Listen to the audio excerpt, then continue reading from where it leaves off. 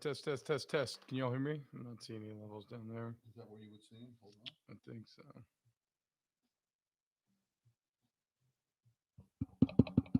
Okay, we're getting him there now. Looks a little light. Is there?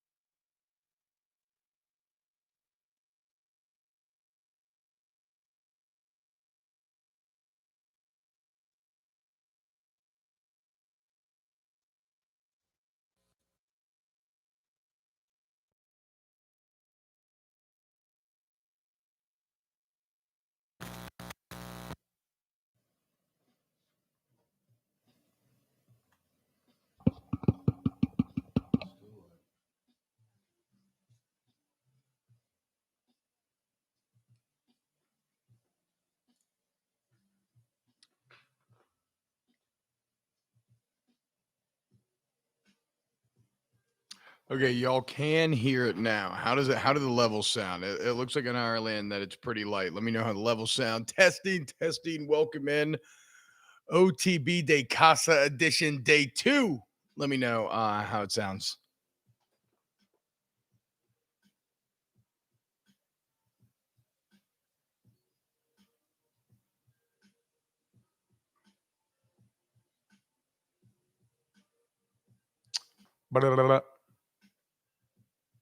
This is good audio so far.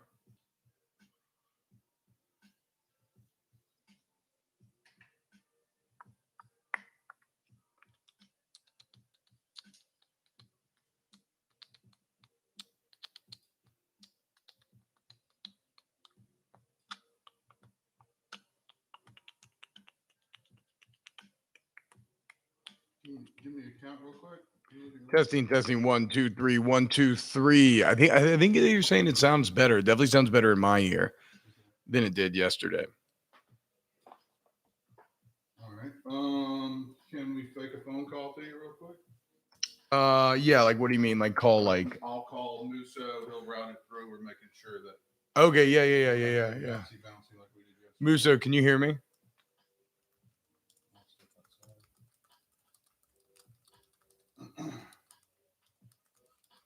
You may not be able to tell if we go on the air because we won't have all the elements in place. 1, 2, 3.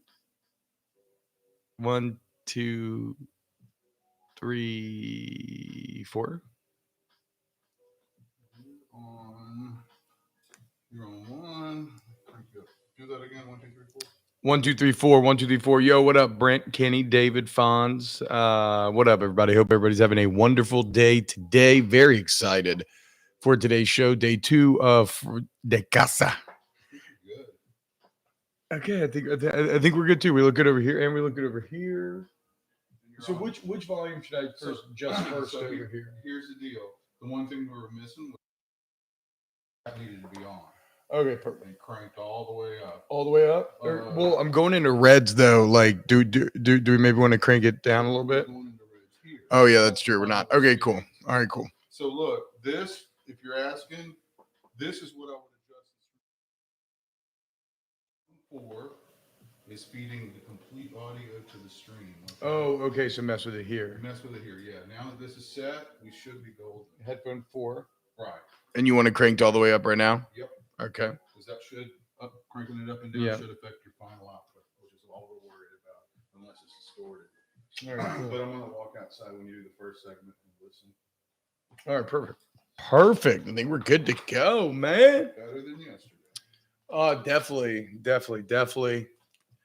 Got a better setup. You should see the battle station that Rick and company has set up around here today. It's incredible. It's incredible, y'all. I have like 2 different mixers,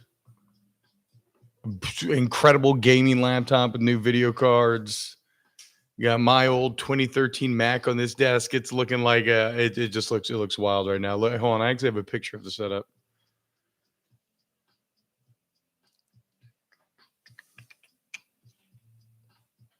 Gotta find it.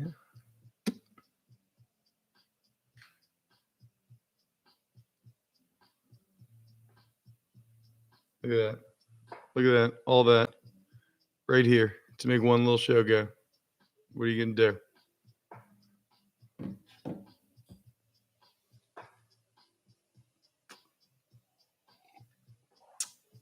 Don't worry, Brown Bear. I may be in the market for a computer soon. So I don't know if I'm going to let you build it, but I will let somebody build it. Yeah, look, I'm excited for today. We're going to talk a lot of stonks. Tom Hart's going to come on at 8 a.m. I asked who could give us the GameStop breakdown. He said that he could, though I have now, like everybody else, read all about it, gotten into it, and me and all my idiot friends are now hitting up our one idiot friend who is a finance bro, and everybody now thinks they're day traders. We're all buying AMC because we're idiots, and that's what Wall Street Bet says to do next. So we'll see how that works out throughout today.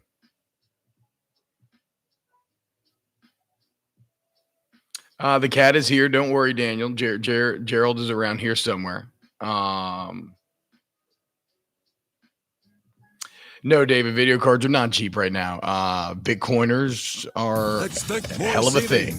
Expect more selection at Supreme Chevrolet in Gonzales and Supreme Chevrolet Cadillac in Plaquemine during our New Year's sales event. Save thousands now on most every new Chevy in stock. For all the money-saving details, please visit mynextchevy.com. That's mynextchevy.com. Right, cool. Find new roads to you're hearing that Chevrolet on in YouTube. Gonzales or Supreme Moose, are you Chevrolet there? Cadillac in Plaquemine, where you can always expect more. Can you take the Nestled amid towering commercials out so YouTube doesn't have to listen to them? There you go. My dude, thank you. Did y'all test the call? Do you want to test the call? We can. If Musso's ready. Do we have enough time? Let's do it Yeah, now, go for it. because He said do the it now. room's about to go live.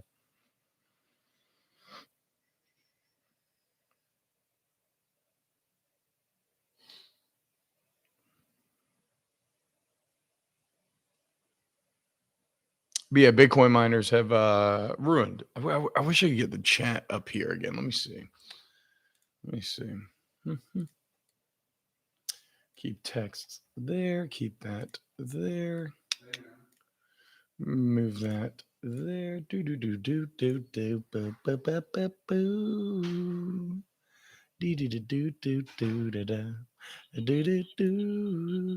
Hey, talk to Rick.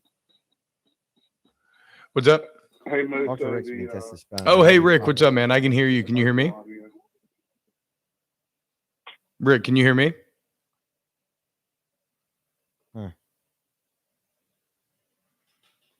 Wait. Try again. Yo, Rick, can you hear me? Still got the program feed in the phone audio. From Yeah, I can hear him.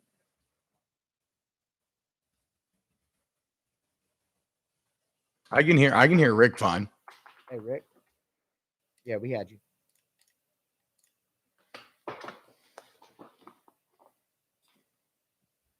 No, we only have about a couple.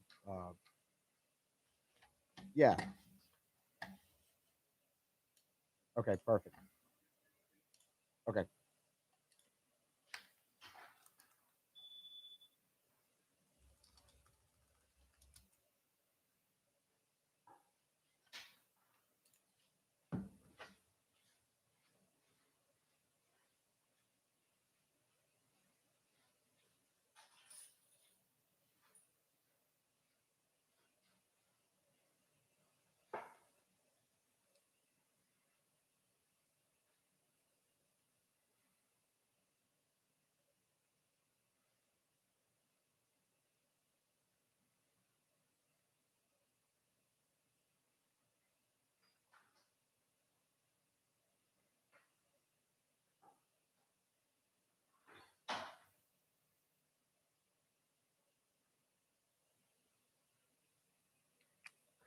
Brent, I wish I'd become a millionaire with the AMC stock.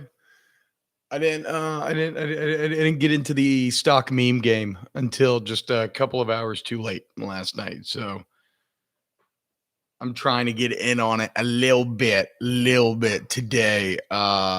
but we'll see. I said a max price I wanted to buy, and it looks like AMC's already about to rocket past that max price.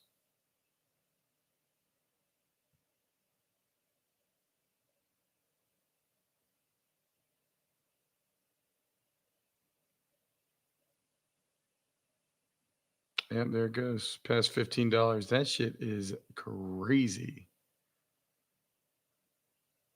10 seconds.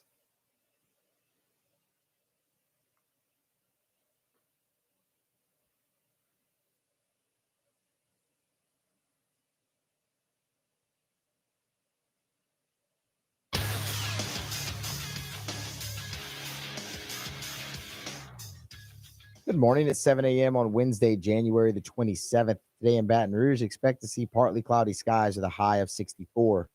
Coming up today on Off the Bench, presented by All-Star Toyota, Booker McFarland joins the show at 7:30. The SEC Network's Tom Hart stops by at 8 a.m. Would You Rather Wednesday is at 8:15. Talk Senior Bowl with Dylan Sanders at 8:30. Billy Embody at 9. The Athletics' Will Guillory at 9:30. Follow the show today on Twitter at OTB_ESPN. Watch live at the 104.5 ESPN YouTube channel. Interact inside the Bayou Ford chat. Hour number 1 of OTB starts right now.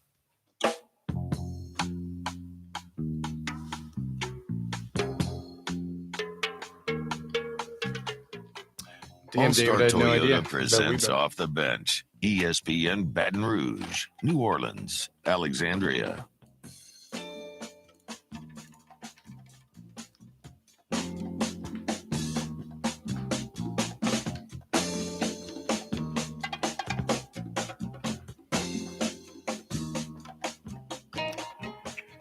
Hey, what's going on, y'all? Welcome into Off the Bench. I'm T-Bob Abear, your host. I'm joined by Matthew Musso back in the studio for the second day in a row. This is OTB De Casa edition, as we are from my home. If you're watching online on YouTube.com, you can see my home.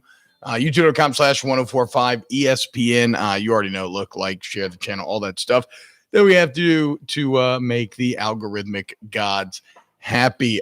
This is the Gamestonks edition of Off the Bench, as every single bro and person in America has their eyes wide right now with the insanity of what's going on with the GameStop stock. We'll have Tom Hart on at 8 a.m. to explain it. Also seems like the hot thing now is AMC. And so we are now basically a stock show. We are Wolf of Wall Street, and we will discuss it through today. We do got a lot planned for you, though, in terms of guests. I think we got a great lineup. Very excited to talk to Booker McFarland, who finally admitted it, right? He's been trying to be cool. He's been trying to he's been trying to act like he's not all in on the Tampa Bay Buccaneers, trying to act like he's an objective observer. But we have a tweet from after the game where he says, we will have a rematch, talking about the Bucs playing the Packers talking about the Bucs playing the Chiefs in the Super Bowl. So that we has betrayed his true feelings. We'll see how Booker McFarland is feeling about his Tampa Bay Buccaneers going up against the best quarterback in the NFL, Pat Mahomes. So a ton to get to today. Like I said, if you want to get involved, we got Would You Rather Wednesday coming up. Get all of your best Would You Rathers in. We'll do that at 8:15 a.m., and we'll be hanging out and chat throughout the day. This is, give me all the stock information that all of your wonderful chat hive mind has, as we are now a financial show. Not really. All right, let's dive into some headlines brought to you by Barbecue Guys.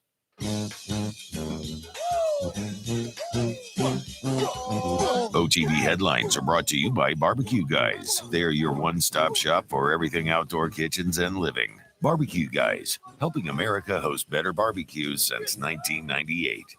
We'll start in the NBA, as Sam Charania from The Athletic has reported that the Pelicans are fielding some calls about some potential trades. Of course, this makes a ton of sense for the Pelicans, given the 4-2 start. They now find themselves at 5-10.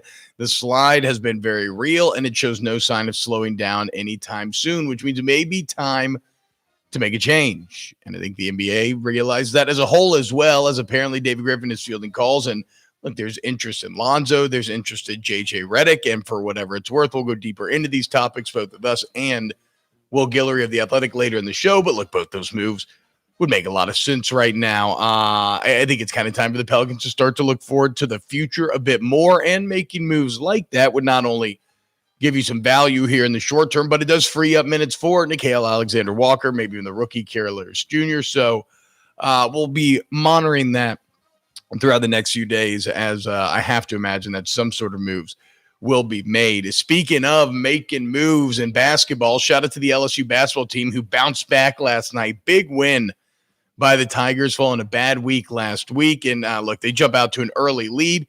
Texas A&M comes back, catches fire. With 8 minutes and 20 seconds left in the game, A&M hit yet another three, and LSU found themselves down 66-60. And it was at that moment when everything would have crumbled, when fans and everybody else was melting down on Twitter, ready to throw their hands up in the air and be done with this team. It was at that moment this LSU basketball team said, no more. 66-60 with 8:20 left in the game. LSU won 78-66. That's right. A&M did not score a single point basically over the last 8.5 minutes of the game. Cam Thomas went for 28. Javonte Smart added 19 and 9. But one of my favorite parts isn't something that's going to jump out in the box score. I love seeing Sharif O'Neal in the game late, right? In limited minutes, made his biggest plays in that 6-minute game, those final 6 minutes that Will Wade is always talking about. 3 rebounds, 2 big free throws. Ironic, talking about O'Neal making big free throws. But his size, when you look, it's just something that LSU doesn't have anywhere else, and his ability to rim protect, to come up with big rebounds late. He could be a key member of this team. Interesting to see him with the game on the line, the playing time that he was getting. Here's what Will Wade moves. This is going to be Wade 1. Here's what Will Wade had to say following the big A&M win. Ebbs and flows of the game. We put a lot of emphasis on getting off to a good start since we hadn't in the last couple games. I thought we got off to a great start. Our offense got stagnant. During that run at the end of the half, we had 4 turnovers, 3 that directly led to layups. We missed the front end of a 1-and-1. We couldn't do enough to stave them off. I was just pleased overall with the way our guys responded. We're down 6, with 8-10 minutes left, and closed the game strong. And 22 assists on 25 made baskets. We were sharing the ball, which is what you've got to do against a team like A&M. There's not a lot of one-on-one plays to be made. You got to move the ball, share the ball, and I thought our guys did a great job with that. Javonte with 9 assists. Just overall, very good game. I thought we were solid on defense down the stretch. Total team effort, ebbs and flows in the game. We got a big road win, one that we, quite frankly, had to have. There's Will Wade following the game. They did need to have it. They had to have it. And even they were down, they found a way. And now this LSU team get a little confidence back, get off the slide, get their feet back under them. It became official yesterday as LSU announced that they have a new defensive coordinator. That's right, Durante Jones. We talked about him a lot yesterday. The former Minnesota Vikings DB coach has agreed to a 2-year deal worth $1.3 million a year plus a one-time $150,000 payment. It's kind of interesting, right? Because this is the second year in a row in which you hired a DC that there wasn't a huge demand for necessarily. Like, it wasn't like anybody else was trying to hire him. Only thankfully this time you avoided making that guy one of the top 5 highest paid coordinators in the entire country. Still, I'm very excited about Jones. I know he's got to be excited as well, not the least of which is on top of that 1.3 a year, he gets a one-time $150,000 payment and $800 a month vehicle allowance. Damn, you can drive anything you wanted if you had that. Go hit up my friends at All Star Toyota. Packers CEO Mark Murphy says that Aaron Rodgers isn't going anywhere. In the appearance on the 5th Quarter show on WNFL in Green Bay, Murphy says the Packers will not continue trading Rodgers because, quote, we're not idiots. That makes sense. Rodgers also spoke in his future yesterday with the Pat McAfee show. Here's Rodgers. I don't feel like I said anything that I hadn't said before. I said it the first time I talked to the media. It was more a realization, I think, that ultimately my future is not necessarily in my control. And I think that was what just kind of hit me in the moment. I was thinking about, Aaron Jones and Corey Linsley, other guys we have under contract, Big Dog, guys who I don't know what their future is going to be, and myself included. Now, obviously, after the season that I had and, potentially win an MVP and, we obviously made it another good run, I don't think that there's any reason why I wouldn't be back. Yeah, so Rodgers, look, playing it smart, refusing, and this is right in line with what we said yesterday. I have no, I really would not expect Aaron Rodgers to not be in a Green Bay Packer uniform.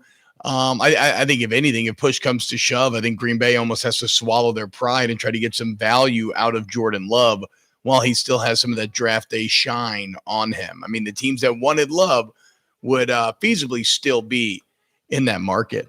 Let's get to some LSU news, some of these spring sports. A bummer for LSU gymnastics fans as the second-ranked Tigers just had to take on Auburn this Friday on ESPN2 in a ranked-unranked battle. Unfortunately, COVID-19 protocols and contact tracing within LSU's program has shut that down. They will look to reschedule it, hopefully, but nothing concrete on that front. Not all bad news for the gym team, though. Shout out to freshman Haley Bryant, SEC Freshman of the Week. She continues to dominate. How about a little LSU swimming and diving? Congratulations to Juan Celaya Hernandez, who has been named SEC Diver of the Week for the 4th time this season, 13th time in the senior's career. Led to Columbia. The LSU diving team will head to Columbia, Missouri for the 2021 SEC Diving Championships later this month. In track and field, Abigail O'Donohue was named the SEC's Women's Co-Field Athlete of the Week. She tied her LSU school record with a 6'2" and a quarter high jump and won her 2nd title of the year. If I stand on my short leg, that means that O'Donohue could jump over me. That's incredible. And finally, LSU softball. They were dominant last year, 21-3 when the season was shut down. Well, it looks like that dominance is carried over, at least in the polls, as LSU softball currently ranks 5th in both major softball polls, highest ranked team in the SEC, with only UCLA, Washington, Arizona, and Oklahoma coming in ahead of them.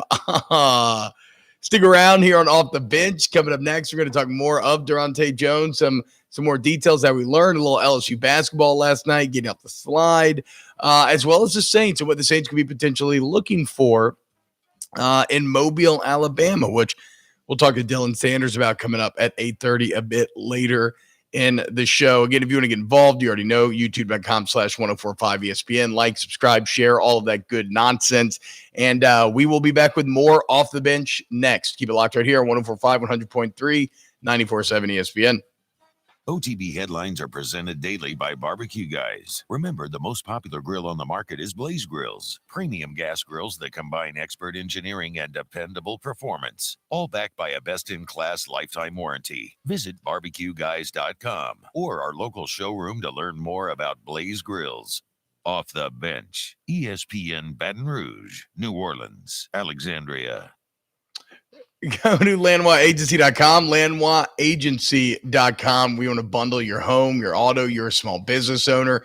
You need flood insurance. You want to get with our friends over there at Landwa. I've been with Landwa for years now, and I've never looked back, man. And it's because I'm happy, right? I mean, I've gotten into kind of knockdown, drag out arguments with my insurance agent before, and I always didn't feel like they had my best interest at heart, like they were on top of things. Nothing could be further from the truth ever since I made the switch to Landwa. They are constantly finding ways to save me money. They customize policies to match my specific needs. When you have to file a claim, they work with your best interest at heart. I mean, anytime you need them, they are there. And if you don't believe that, call them up, have the conversation, see what they can offer you. And look, maybe you're like, well, T-Bob, I'm already very happy with my insurance relationship. Okay, well, put it to the test, right? It can't hurt to try to better things. So just go to LANOIXagency.com, LandwaAgency.com, or call 225-749-5640.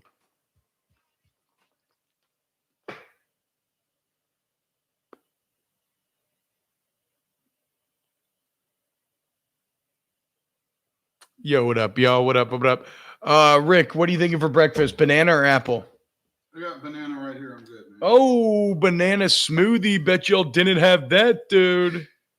Everybody's taking bets on if you were going to eat a banana or an apple. No. You're looking at your computer, but it kind of looks like on the angle that you're just staring at the bowl of fruit, not moving.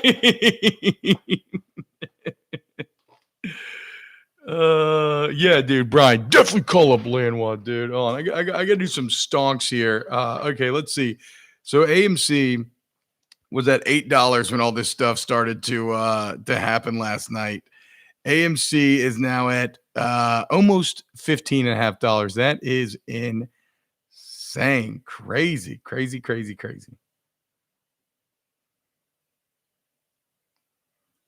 Boom. Yeah, banana smoothie. You didn't see that one coming, did you? I mean, the old boy just busted it out from behind the computer in your face.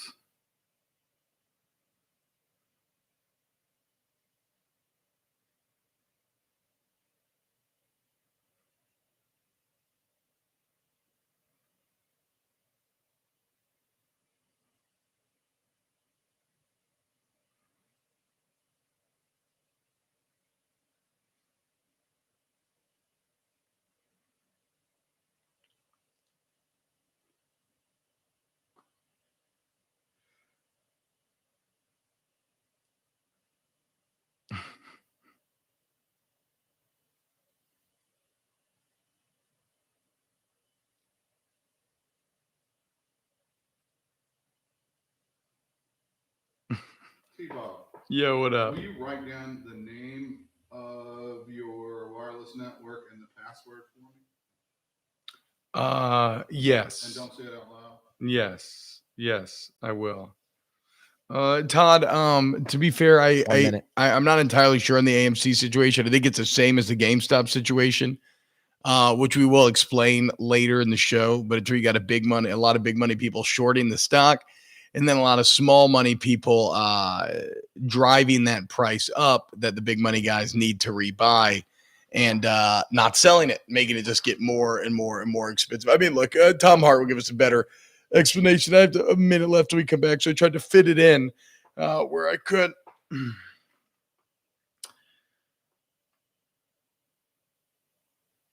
Say it out loud. Just say it. No biggie.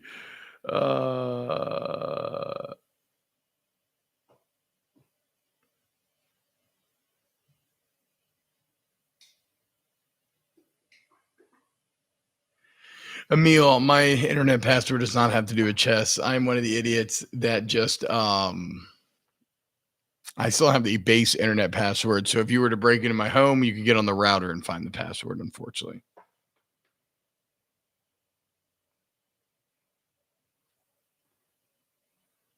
Yeah, Nola, shout out to Tricky Ricky Cantu behind me, making sure that this whole setup is working here at home.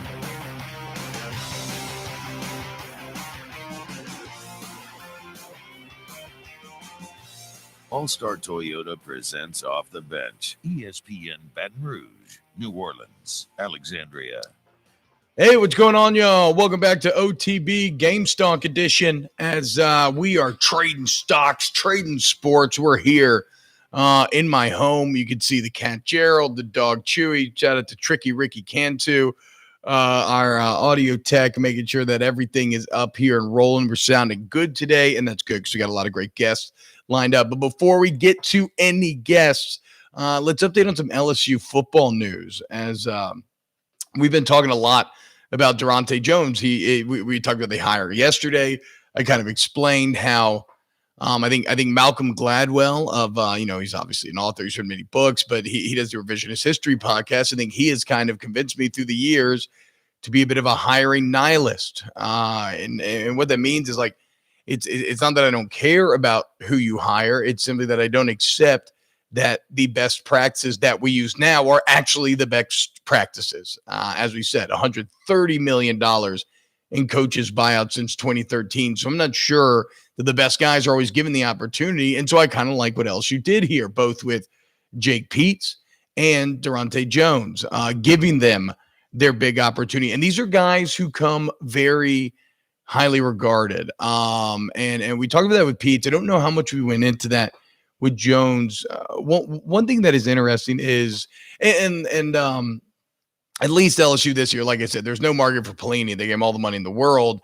At least they were able to get Jones at a more affordable price at a nice $1.3 million. But one thing I think you can use if you're trying to decide whether or not you hired the right person is how does the other team feel about letting him go? Obviously, if you just look at Ryan Nielsen, the pursuit there and what the Saints did, that would speak very highly of the type of coach that Ryan Nielsen is. So, I started going on to some Viking sites, Viking writers, Viking blogs. What did they have to say about Durante Jones? And man, I mean, look, it seems to the word in Minnesota, like for for the real Viking nerds, right? For the equivalent of you listening to this show, who you're probably listening to this show for Saints, you're probably listening to this show for LSU. You are much deeper in the weeds on those teams than you're much deeper in the weeds in those teams than anybody in the general public would be, right? So if you just ask a general fan, an NFL fan, nobody's going to have any idea who Durante Jones is or if he did good in Minnesota or not. In fact, they might just look at that Minnesota defense and look at the secondary and the pass yards given up and everything and be like, oh, man, that was why did we hire that guy? That defense was horrible. But look, there's nuance to everything, right? And so I wanted the Vikings sickos. I wanted to see what the guys who are obsessed with Minnesota were saying. And I mean, I came away feeling pretty damn good about it. There was a few articles that were basically talking about how losing Durante Jones and Vikings is a big deal. And what they mainly pointed to was the massive improvement of the rookie corners from the first game to the last. It was a huge weakness early on for this Minnesota Vikings team. And it's an area that improved throughout the year. Right. And so I think that's especially important given the context of what LSU set out to do here.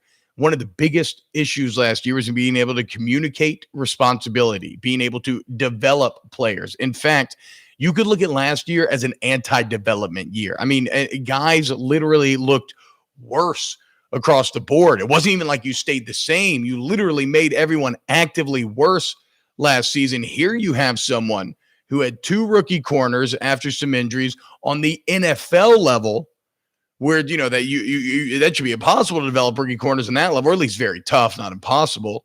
And he passed that test with flying colors. In fact, at the end of his press conference this season, and this is at a time when there was no idea that LSU would be on the table. Mike Zimmer actually said of Durante Jones that he is an excellent coach, will eventually be a head coach. And, well, now look at that. It looks like he was being a bit prophetic, as that has taken a big step forward. So I think that that's an important element in all of this. I mean, look, ultimately, most of us are just going to sit and wait, right? So you're going to have to prove it on the field. But if you're trying to prejudge, if you're maybe trying to get excited about this hire a little bit, I think there are reasons, if you look at the Minnesota Vikings fans and how upset they are to lose him and how they're kind of wishing him the best. So I mentioned that Mike Zimmer's comments at the end of the year were maybe a bit of the curve, right? Saying, you know, I think he'll be a head coach one day, having no idea he would eventually be LSU's DC just a couple months later. Well, Brody Miller at Brody A. Miller, who I know is feverishly working on a Durante Jones piece for The Athletic that'll give you a full history coming up soon. But he had a tweet that I think also shows that Coach Jones was quite ahead of the curve. Remember we were talking about his resume yesterday? The one time that he had been a coordinator was at Bowie State, a D2 school where he's a coordinator for 5 years, had the number 1 defense in D2. But Brody Miller found an old picture in the Bowie State media guide from 2007. A young 28-year-old Durante Jones is the defensive coordinator. And in that picture, he has a lock around his neck with a chain. And what was it called? It was called the game-changing chain. The best defensive player got it for a week. What does that sound like? The turnover chain. Now let's do the math. When did the turnover chain come out? 2017. When did Durante Jones have the game-changing chain? 2007. Wow, look at that, people. Your new defensive coordinator was a full decade ahead of the turnover chain game. And look, I know that's all a bit tongue-in-cheek, right? Like, am I actually trying to make a valid point here? And in a way, I am, because so much of what you didn't have last year was that connection with the players, the ability to motivate the players. And so here you have this guy who, albeit on a much smaller level, was using motivational techniques that are now commonplace 10 years ahead of the curve. What that shows me is that even then, as a young 28-year-old coach, he was trying to get creative in how he could be a bit unique and how he could find different ways to get his guys going. And you have to imagine that here at 41, that creativity, that willingness to think outside of the box has only evolved over time. And then it's been added to with just years and years of experience. Like we said, 5 years, the last 5 years, coaching secondaries in the in the NFL. So look, man, I'm getting more excited about Jones. Nobody's going to be able to temper my excitement. I will continue to bang this drum until the season starts, until he falls flat on his face, because I actually think that I'm starting to really like this hire from LSU. And if you applauded the Jake Peets hire, I think it's hard to not applaud this one, given how similar they are in nature, in terms of resume, in terms of money, in terms of this being their first big break. I see a lot of connective tissue between those two. So shout out to the game-changing chain, 2007, Bowie State. Screw you, Miami. You no longer get to claim the turnover chain as the original. Durante Jones was there first. Shout out to LSU basketball. They looked like some all-stars last night. They should probably go to All-Star Toyota of BatonRouge.com for their vehicles. I love my Toyota Sienna. I love my Toyota Camry. I bought the Sienna, leasing the Camry. It's affordable. I fit in it. It's a great ride. And the Sienna, man, it just speaks for itself. If you have a family, you want a minivan, you want to go to All-Star Toyota of Baton Rouge. So LSU basketball last night did exactly what they needed to do, bounce back. The things that I love the most, dominating the 6-minute game, right? When you had to turn it on at the end of the game, LSU did just that. The defense shutting out Texas A&M for the final 8 minutes of the game is fantastic. I love seeing Sharif O'Neal make plays down the stretch. You know, he had limited minutes. He's still working in, but he got those minutes when it mattered most. And what did he do? He came up with 3 rebounds and 2 huge free throws. So there's a lot of potential in what Sharif O'Neal can add to this team. We played Will Wade, talking about the win overall at A&M. Here is Will Wade on his defense as they dominated to close out the game. We talk all the time about 6-minute games and being solid on defense, which we were, making our free throws, which we did, and don't turn the ball over. It's a lot easier to guard people when you're guarding them in your set defense. Our set defense isn't that bad. We still did come up with a couple of loose balls and didn't make some plays that we needed to when the ball was on the glass. But I thought we were much more solid. I thought Eric Gaines did a good job putting him in. And, you know, we've been starting in that 2-2-1, but using it as a change-up when they weren't ready for it. We almost got a couple 10 counts, and we didn't have to guard all their long actions when we transitioned out of the 2-2-1. So overall, our guys just executed well. We had better discipline than we had, and it came through for us tonight. Here is Will Wade on his early thoughts on Texas Tech as they prepare to turn to the Red Raiders. I tell you what, I ain't seen a team that's much more relentless than they are on both ends. It's incredible what they do, and I mean we're gonna have to battle up. We had our best practice of the year, before we came here on Monday, and we're gonna have 2 great days of practice just to give ourselves an opportunity to pull this thing off on Saturday. Very excited for that Saturday. LSU, Texas Tech. Check out LSU taking on the recent Final Four team. And here's to hoping that they can continue to wash the bad taste of last week out of their mouths. All right. Okay. The Wade sound is low. We will fix that on YouTube. Coming up next here on Off the Bench, so we're going to welcome in Booger McFarland, ESPN Booger, Tampa Bay Buck Nation leader. He said, in a tweet, he has finally admitted it. We'll talk to Booger about the Bucks and Chiefs playing in the Super Bowl next here on Off the Bench. Off the Bench. I want you to go to DonaldsvilleGlassEmbodied.com. That's right, the DonaldsvilleGlassEmbodied.com. Look for all of your car needs, man. You already know. I've used Donaldsville Glass Embodied for everything for years now. It doesn't matter if it was like tires, wheels, brakes, oil change. If you need an inspection sticker, they do everything, quite literally. But really, it's about the collision repair. And remember, if you get in an accident, the police cannot tell you who gets to tow. The insurance company cannot tell you where to go. The answer to both is D, G, and B. Why? The towing's free. They pick you up from the accident site, fix your vehicle, or they pick it up from your home, wherever, fix your vehicle, and then drop it back off to you. How's that? For convenience, my friends, the towing and all that, completely free. And look, if you're an experienced service writer, a technician, and you need you're looking for a job, go apply at DonaldsvilleGlassEmbodied.com. You get full benefits, competitive pay, salary, everything. It's a great, fast-paced work environment. I love Donaldsville Glass Embodied. Go to DGB.com. That's Donaldsville Glass Embodied.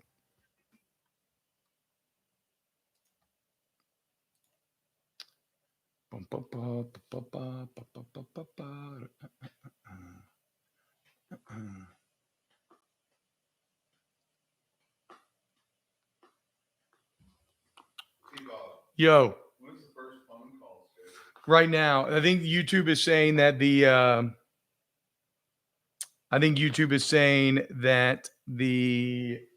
studio audio is low. So I'm worried about that during the phone call. It was acceptable. I'm listening to it right now. But yeah, there was a little bit. It wasn't like hard low, but it was not as loud as you. Let's see if I can do anything about it. Yeah.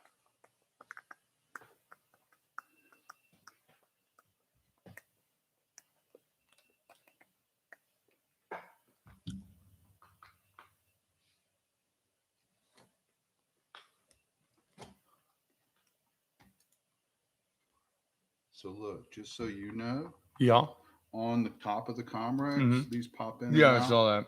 So it says studio and local. You can turn up the studio a little bit. Oh, okay. Cool. So that's what we're gonna do. We'll see if that improves it. Okay, studio's this one. I don't know. It says it on there, but you got to flip it way around. Okay, I see it.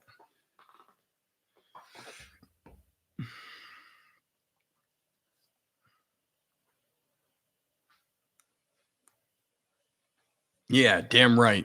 Damn right, Nookie. The little guys are winning. Is GameStop actually winning, though?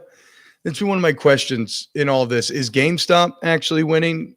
Because aren't they just like the rope in the tug of war? Like, does this actually mean anything long term for GameStop?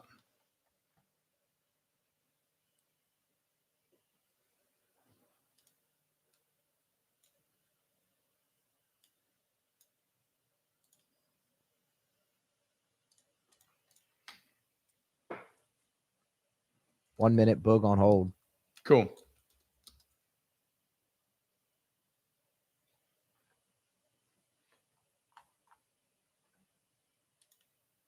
Yeah, shout out EB Games, man. Shout out EB Games. Shout out KB Toys. What were the other great? That's true, David. Its employees may be able to sell and make some money back. Their value definitely went way up for sure.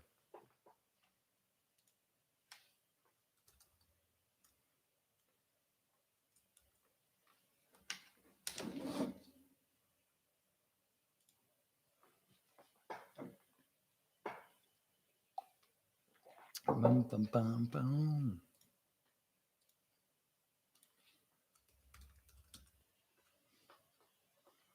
Dude, that would piss me off so much, Fonzie, if the GameStop CEO gets a big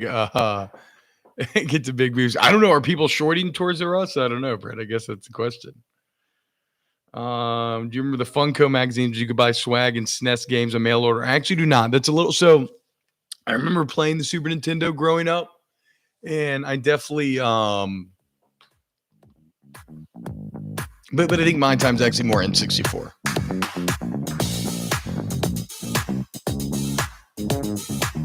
All-Star Toyota presents Off the Bench. ESPN Baton Rouge, New Orleans, Alexandria. Hey, what's going on, y'all? Welcome in, OTB. Welcome back. Right now, it is my pleasure to be joined by the legend, the champ, the two-time Super Bowl champ, one of which he won as a Tampa Bay Buccaneer, also an LSU great. You already know I'm talking about Booger McFarland at ESPN Booger. Boog, what's happening, bro? How you doing? I'm doing good, man. What's happening?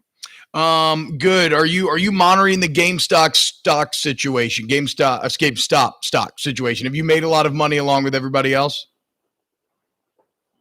No, not really, man. I kind of take it easy. I don't really get into all that. Yeah, that's fine. Well, what you do get into is loving the Tampa Bay Buccaneers. All year, you have tried to pretend to be an impartial observer. And yet, Boog, I am looking at a tweet, 8:19 p.m., January 24, 2021. It says, night. We will have a rematch. Chiefs at Bucks. Tampa and Brady will no doubt be the underdog. Boog, that we obviously betrays your true allegiance. How are you feeling about your squad making it to the big game? we as in football fans Nope. will have a rematch. Nope. It was not we as in me as a Buccaneer. We Nope. in football fans will have a rematch. T-Bob, I've told you all year long that the Buccaneers had a ton of talent. Now that talent didn't play well for a large portion of the year, but in the end, football is a game of talent, man, and talent wins out. And they have an opportunity to amend one of the losses that they had. It's going to be a very, very tough challenge, but they deservingly are in the Super Bowl and the first team to play a Super Bowl in their home stadium. Yeah, which, I mean, I do feel for the Tampa fans, right? I mean, everybody's kind of been waiting their entire lives to see the home team make it, and then in a bittersweet twist of fate, nobody can really go to the game. But at least the pirate ship will really show out on the biggest stage. You mentioned talent showing up, Boog, and the weirdest example of this to me is Leonard Fournette, right? I mean, the talk just 3 weeks ago was like, why is Leonard Fournette even getting carries? Rojo's so much better, all of these things. And yet now, ever since the playoffs have started, even at the end of the season, Leonard Fournette hasn't just been good. He's been pretty great. How do you explain this late season surge out of Fournette? Well, I think if you listen to him, he'll tell you he's pretty fresh. His body's not beat up, and he's able to run kind of the way we saw him run at LSU. And so I think that can be attributed to the two-headed monster of he and Rojo, and keeping them fresh. And when one's banged up, you can use the other one. But they're going to need all hands on deck. I think this is the biggest challenge that they faced all year. They're going to need Antonio Brown. They're going to need Mike Evans. They're going to need everybody. And I'm glad we got 2 weeks in between the game where everybody can be healthy. Clyde Edwards-Helaire can be healthy for Kansas City. They can get Sammy Watkins back. The Bucs can get their guys back, so we can get two teams at full strength. Yeah, I'm glad y'all have 2 weeks to get healthy as well. I'm glad that you said we once again there, just so everybody in the listening audience is clear on where Booger McFarland's allegiance lies going into this Super Bowl. Boog, how do you, as a former player, just offer some perspective, or how do you try to wrap your head around Tom Brady now playing in his 10th Super Bowl? It's impeccable talent. It's remarkable consistency. A lot of luck. He's only been injured one time. That's when he tore his ACL. Other than that, the guy hasn't been hurt. And from the neck up, he plays the game as fast as anybody that we've ever seen. And because he can process information quickly, and because his physical skills have not eroded as much as age usually depicts it, he can play at this high level. So I think that's why we are where we are right now. And he's playing at a level that I don't think a lot of us expected at 43. But, I mean, you got to give the guy credit, man. And T-Bob, I don't think this is the last year. I think we're going to see it for at least 2 more years. He said he wanted to play till he's 45. I think after the year he had, I don't think anybody's going to doubt that. No, I mean, Boog, how nice was the throw right before the end of the first half? I mean, that arm strength, he somehow still has it on that touchdown right before half. What do you think the deal was there? He just caught the cornerback sleeping because he assumed, he's playing shallow, assuming they're just going to try a little out route, set up for an easier field goal. Like, is that what happened there? Well, I think it's a combination of two things. One, it was a terrible defensive call by the defensive coordinator, Mike Patton. Terrible call. I mean, you got to play a pre-bid defense there and allow your guys an opportunity to give up the out route but not give up the touchdown. And then, T-Bob, I think it was a classic case of Kevin King looking out there saying, there's no way that this little white dude's going to run by me. And he kind of got caught napping, man, and Scotty Miller ran right by him. He definitely got caught napping. You can see him kind of like, oh crap, as he quickly got put on the back heel. And it goes to what you're saying, a neck up, right? Brady's ability to do the calculation, do the math, like the matchup, like the defense, and decide that going for it was better than being conservative going for a field goal. However, Brady did end up struggling in that second half a little bit, and really, as much as it's, he's responsible for them going to the Super Bowl, that Tampa defense shutting down Aaron Rodgers with multiple opportunities for Rodgers to either take the lead or tie the game. That might be the most impressive part. So the defense of Devin White did it against Rodgers. How do they match up with, what the scariest offense we've probably ever seen in our life in the NFL, which is this Kansas City Chiefs offense? Well, it's an offense that I think is very scary. But, I mean, I played against the greatest show on turf, and they were averaging 40 points a game. So, yeah, that's true. With Marshall Faulk, Isaac Bruce, Torrey Holt, Kurt Warner, just Hall of Famers everywhere. So there's a way to do it. The Bucs are going to have to be very strategic. They're going to have to play well. And I think the biggest thing against Kansas City is, man, is you got to hit them, man. Like, Kansas City plays a brand of football that's akin to basketball on grass. I mean, they want emotion. They want to, look pretty and a lot of shifts and formations. Man, when whoever has the ball, man, hit them. Whoever doesn't have the ball, hit them. T-Bob, I think I've told you this story before. First play of the NFC Championship game. Greatest show on turf. Rams are averaging 40 points a game. First play of the game. We lined up in a simple cover 2. Kurt Warner threw a slant to Torrey Holt. Derek Brooks hit him. He cracked his ribs. And that set the tone for the day. We only gave up 12 points to the greatest show on turf. Now, they beat us, but we only give up 12 points. So if you're going to beat this team, man, you got to be smart. You got to have a good scheme. But I think at the end of the day, man, you got to hit them in the mouth and make them feel it, dude. Yeah, I think Derek Brooks is pretty damn good at that. Also, geez, how frustrating for y'all holding that team to 12 and then still losing. So, okay, if you were pass rushing this game and you're pass rushing Pat Mahomes, one of the most frustrating parts is his scramble ability, right? He has excellent decision making when it comes to, do I run it here? Do I extend here and then throw the ball? Like, as a pass rusher, JPP, Shaq Barrett have been excellent. How do you attack Pat Mahomes? Well, hey, here's what I think you got to do, because if I know, if I'm Kansas City and my 2 tackles are not going to be there for the game, that's true. And the other team has two good ends, Barrett and JPP. What I'm going to do is I'm gonna go rip or Liz. I'm going to slide the line to one of them. I'm going to have Kelsey or the back chip the other one. So it's really not going to be that big of a deal. In order to get pressure on Mahomes, you got to bring it up the middle, okay? But that's the kind of quandary, because if you bring more than 4 or 5, guess what? Now you're going to be man-to-man on the back end. So I think the Bucs have to slow rush, meaning have the ends kind of slow rush a little bit, maybe even drop those ends in coverage, bring your guys up the middle, because if I'm Andy Reid in Kansas City, I think they're going to take away JPP and Shaq Barrett by chipping and sliding in protection. And so if you're the Buccaneers, now Ndamukong Suh, Devin White, those guys have got to have a big day blitzing and rushing up the middle. So who D's up Travis Kelce in this setup? Is it Levante David? Like, how do you? I mean, there's so many answers, right? You got to have answers for Hill. Hardman's speed is just always threatening, but Kelce also. I mean, who D's him up? So here's what I would do: if Travis Kelce was attached to the formation, meaning if he was in a position near a tackle, I'm going to have my defensive ends widen out, and our only job when the ball is snapped is to hit Travis Kelce every time. I don't care if you're Shaq Barrett or you're JPP. If he's lined up in front of you, you hit him, and then you rush.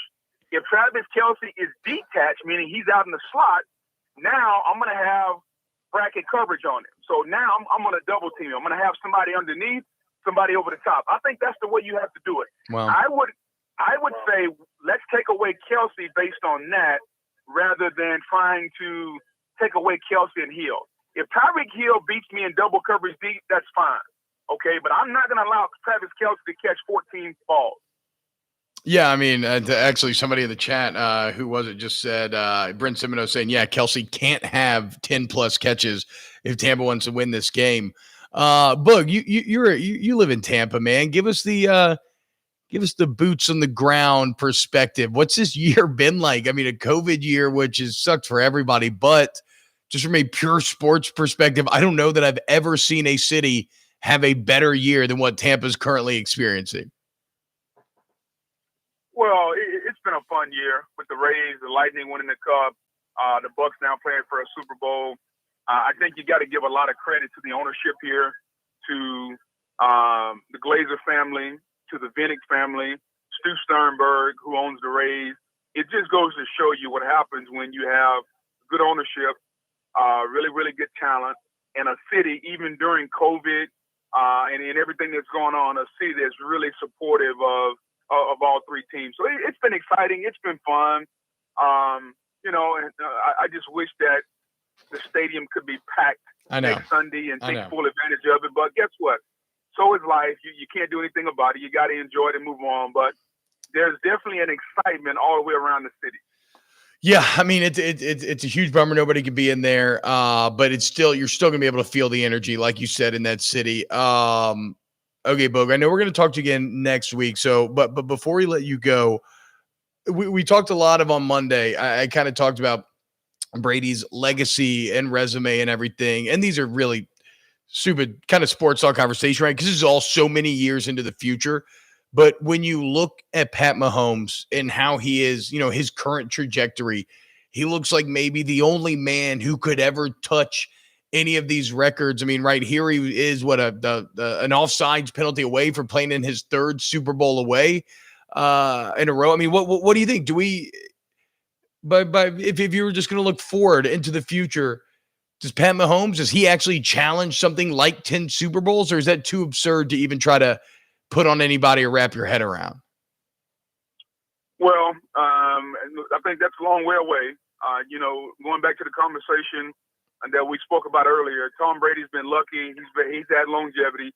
Pat Mahomes is on a trajectory to be whatever it is that his talent will allow, which he could be the greatest ever. But I think right now, Tom Brady's the gold standard. Yeah. And for as much as we think that, Pat Mahomes is going to be, let's let it play out. Yeah. Tom Brady's been to 10 and won 6. It's so crazy.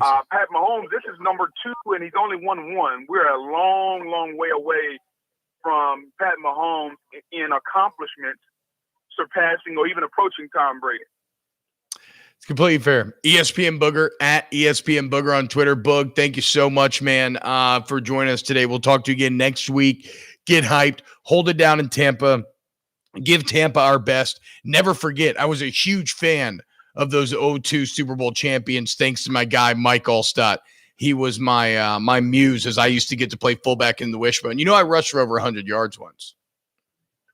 Oh, I'm not going to comment on that because that's irrelevant. Question for you. Yes. What's been the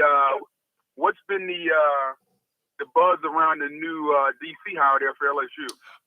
It's I think the buzz is just in the eye of the beholder, right? Like once they got past Nielsen, there was never going to be anybody that everybody was just going to be super excited about. Me personally, I've talked about this. I don't always think that we hire the best people to begin with. I think people make terrible hires all the time. Just look at all the buyout money that's always being spent. And so I don't know, man. I applaud this. I think there's a lot to like about Jones. You look at the improvement of the Vikings corners this year. 41 years old. I like giving the same way I liked giving Jake Peets kind of his big break. I like giving Jones his big break. Like a guy who feels like management took a chance on him. That's a person who's going to work harder.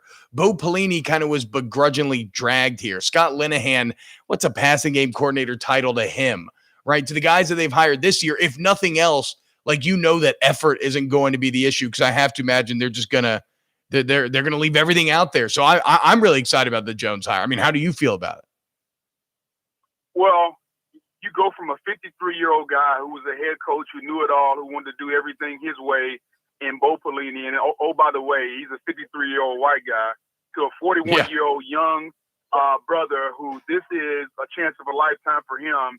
And I think for him to get in front of that room with everything that Mike Zimmer, who is one of the best defensive minds in football, Dave Aranda, all the people who I respect from a defensive standpoint, regardless of scheme, say Durante is going to be a home run. And so I think for Durante to be in front of our young guys, to be in front of this team with all the talent that we have coming back, I'm excited. I couldn't be more excited. It just goes to show you sometimes when you don't get your first choice, doesn't necessarily mean you're not going to get the best choice. Yeah. Because the first choice everybody wanted was Marcus Freeman. Yeah. And then it was Ryan Nielsen down at the Saints. But even when we didn't get those two, I think for me, my excitement is no less based on who we hired in Durante because of the reasons I listed above. Yeah, I think I'm actually right there with you, Boog. And I think that many will want to wait and see. But yeah, I'm excited for all those reasons as well. Booger McFarland at ESPN Booger. Boog, thank you so much, man. Good luck on the Peloton this week. We'll see you next week. All right, when we get back here and off the bench, let's close up hour number 1. Off the bench. CentralPlumbing.org, CentralPlumbing.org, 925-8552 is the number, or get on your phone, your computer, go to CentralPlumbing.org for any plumbing issues that you may have. Obviously, we've been doing commercials for Central Plumbing for years now, and through the years, I've had them out to my home many, many times. They've had to replace toilets. They've had to come out just to get drains to drain that wouldn't drain anymore. Sometimes toilets get clogged. Whatever the problem is, simple, complex. Central Plumbing's seen it all, so you already know what that means. It means that they can fix it all, right? You got an old home with character or a new home. Either way, it doesn't matter. They've been at it for 40 years. So you're not going to hit them with a problem that they don't know how to solve. Their license bond insured, flat rate pricing, excellent warranty. CentralPlumbing.org. Call 925-8552. Go to CentralPlumbing.org today. Zachary Moti, what are your thoughts on WandaVision? I actually caught up on WandaVision yesterday because it's a show that you can kind of watch with the kids in the background while you're taking care of them. And so short episodes too. So I watched, I had watched one. I watched the other 2 yesterday. My thoughts on WandaVision is that it is all right. I think there's something there. I think that I like the odd nature of it. I like this kind of fake sitcom thing they're doing, filmed in front of a live audience. Like, I think it's very creative. Obviously, like the costume, like the production value is incredible because of course it is. It's Disney Plus and Marvel. But I am not but it's a little slow. It's a little slow, right? Like I'll be impressed if they can pull off the setup, because it has taken a while to get going. I felt like I was kind of already like, okay, I get the content where you're at. Now let's move it forward. Like, you spent 2 episodes kind of standing still, and a third where you advanced somewhat, but not a ton. Emil, there are 3 episodes of WandaVision come out right now. I think a 4th one comes out this year. Gonna have to be really quick here, T. Yeah, I got you, Moose. Todd Jones, are we in a fishbowl? Is T-Bob watching us, or is T-Bob in the bowl and we are the voyeurs? Oh, wow. From my perspective, it feels like y'all are watching us. Tricky Ricky, what's up, dude? Fixing to head out, buddy. Yeah, figured we're good to go here. I'm gonna hang with you and then I'm gonna roll out. How's that banana smoothie? Awesome. Okay, there you go. The Tricky rum in Ricky. it was even better. I appreciate that. Saying the banana smoothie was great. Perfect.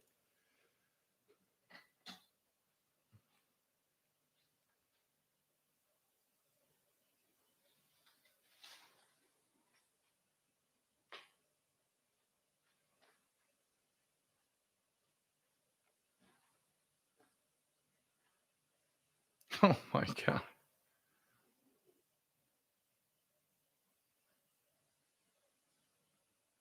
AMC's up to $17.50. Tim T, not digging WandaVision like doing acid reminds me of Natural Born Killers. Whoa, bro.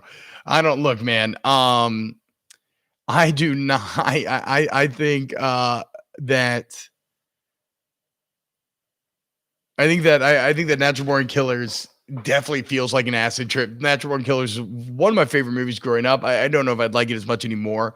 I think I thought I was kind of edgy in high school, loving it.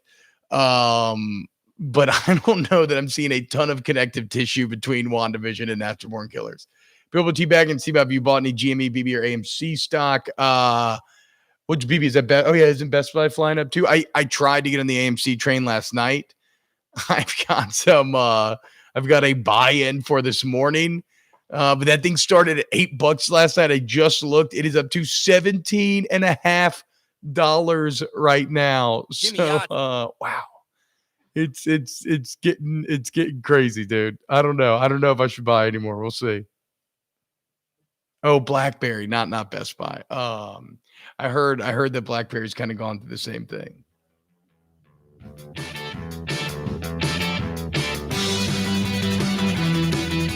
All-Star Toyota presents Off the Bench. ESPN Baton Rouge, New Orleans, Alexandria.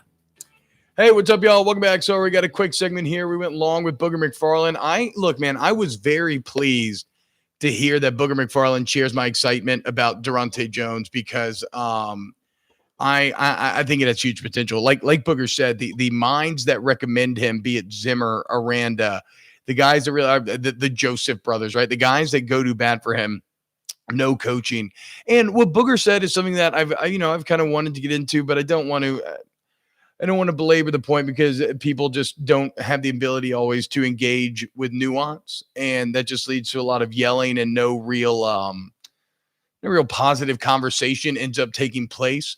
But I do think that it matters that you go from an old white guy that was very my way of the highway to now a younger black man that can relate to his players better and is going to be a bit more humble, going to be a bit more willing to customize his attack and to customize his plan around his defense. It sounds dumb, right? But we mentioned it early on. He was 10 years ahead of the curve when it came to the turnover chain. It's a little thing, but it shows you a lot about his kind of coaching philosophy. All right, look, get your would you rathers in. We got that coming up here at 8:15. We're kicking off next hour with who are we talking to at 8 a.m.? Tom Hart. He's going to explain GameStop next here on Off the Bench.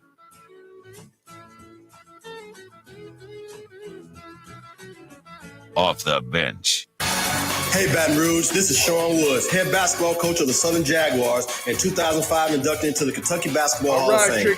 If you're an athlete and looking to build core strength, balance, and flexibility, Yoga Studio 90 is for you. Yoga Studio 90 is not your mom's yoga. Yoga Studio 90 builds balance, core strength, and flexibility that you can't build in a gym. That's why it's the official workout for the Southern Jaguar basketball team. Visit yogastudio90.com. This is an off-the-grid broadcast about Government Taco. Pizzas and beef patties are flat, but the government doesn't want you to know that the earth is really taco-shaped. We've all been living a lie, and Government Taco was the first clue to the truth. The earth's crust has an outer shell. On it, there is vegetation, meat, i.e. life. For years, we've been fed lies. Let Government Taco feed you the truth. 14,000 off MSRP on a new 2020 Ford Expedition. Ring in the new year at Bayou Ford. All right, we're good to go, boys. We're good to Ford go. Just put in with 14,000 off 10 shares of MSRP. AMC. All new Bayou Ford vehicles at a $20 limit. Mile powertrain warranty, and with Bayou Let's see here TU, it free goes. delivery right to your Kinda door. fun. 14,000 off Expedition at Bayou Ford in LaPlace. Todd Jones, New T-Bob, Orleans, make sure you and lock Baton the door. Rouge. That's a The nice crew sector at to Bayou have. Ford is going to do Moose, can you right kill these by commercials? you. Or are we about to be back? Oh, yeah, my bad. No, my you bad, my good. bad. You good. Can you, man. Can you text me Tom's number? Yeah, I'll give you Tommy's number.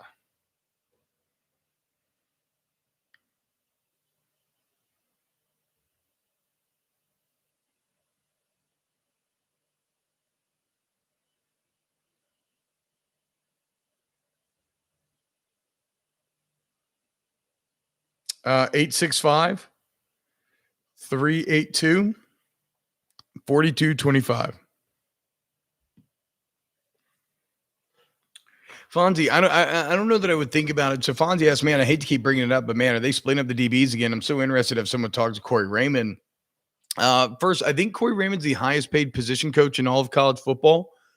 So I think there's that. I think the other thing is I don't think of it as splitting up the DB coaching responsibilities. I think that there's something that Coach Stingley Sr. has talked about as well as Coach O, which is that in today's game, when you have so much in today's game, when there's a lot there's so much going on in the secondary, right? And where you now basically have 5 defensive backs on the field at any given time. I think asking one guy to coach all of those players, and I think it's a bit different than O-line. You're like, well, O-line coaches 5 guys, D-line coaches 3 or 4, right? That is true, but I think with those 5, I think on the lines, what you're doing are much more in concert with each other. I don't know if that's even the DBs. I would say that the techniques and everything are much more similar. It's more compacted space, right? When you're talking about the secondary, you're more spread out. Your responsibilities and techniques are going to be more varied. Like, I think it makes a lot of sense to have a safety and a corners coach, in my opinion, at least. Hey, T, And yeah, his line's busy. Can you shoot him a text? Call us on the hotline. yeah. What number should I tell him to call? 499-1045, 225, of course.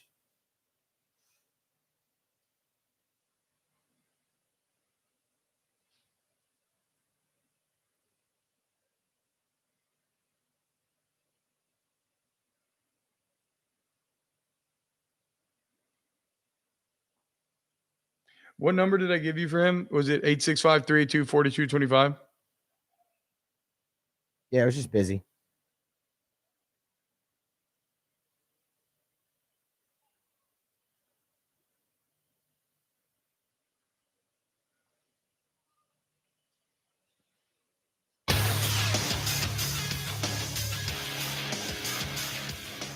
Good morning. It's 8 a.m. on Wednesday, January the 27th. Today in Baton Rouge, expect to see partly cloudy skies with a high of 64. If you missed hour one of the show, catch that up at the on-demand section at 1045ESPN.com, brought to you by Carriages. The SEC Network's Tom Hart joins the show next. Dylan Sanders of Canal Street Chronicles talking Senior Bowl at 8:30. Billy Embody from Go 24/7 at 9. The Athletics' Will Guillory at 9:30 to talk Pelicans. Watch the show live at the 1045 ESPN YouTube channel. Follow along at Twitter at OTB_ESPN. Hour number 2 of Off the Bench starts right now. Moose, do we, has he called?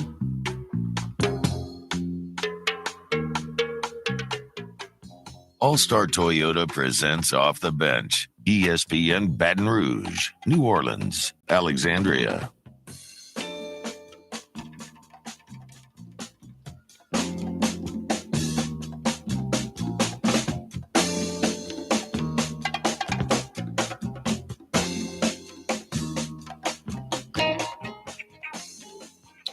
Hey, what's going on, y'all? Welcome back. OTB, Off the Bench, 104.5, 100.3, 94.7 ESPN.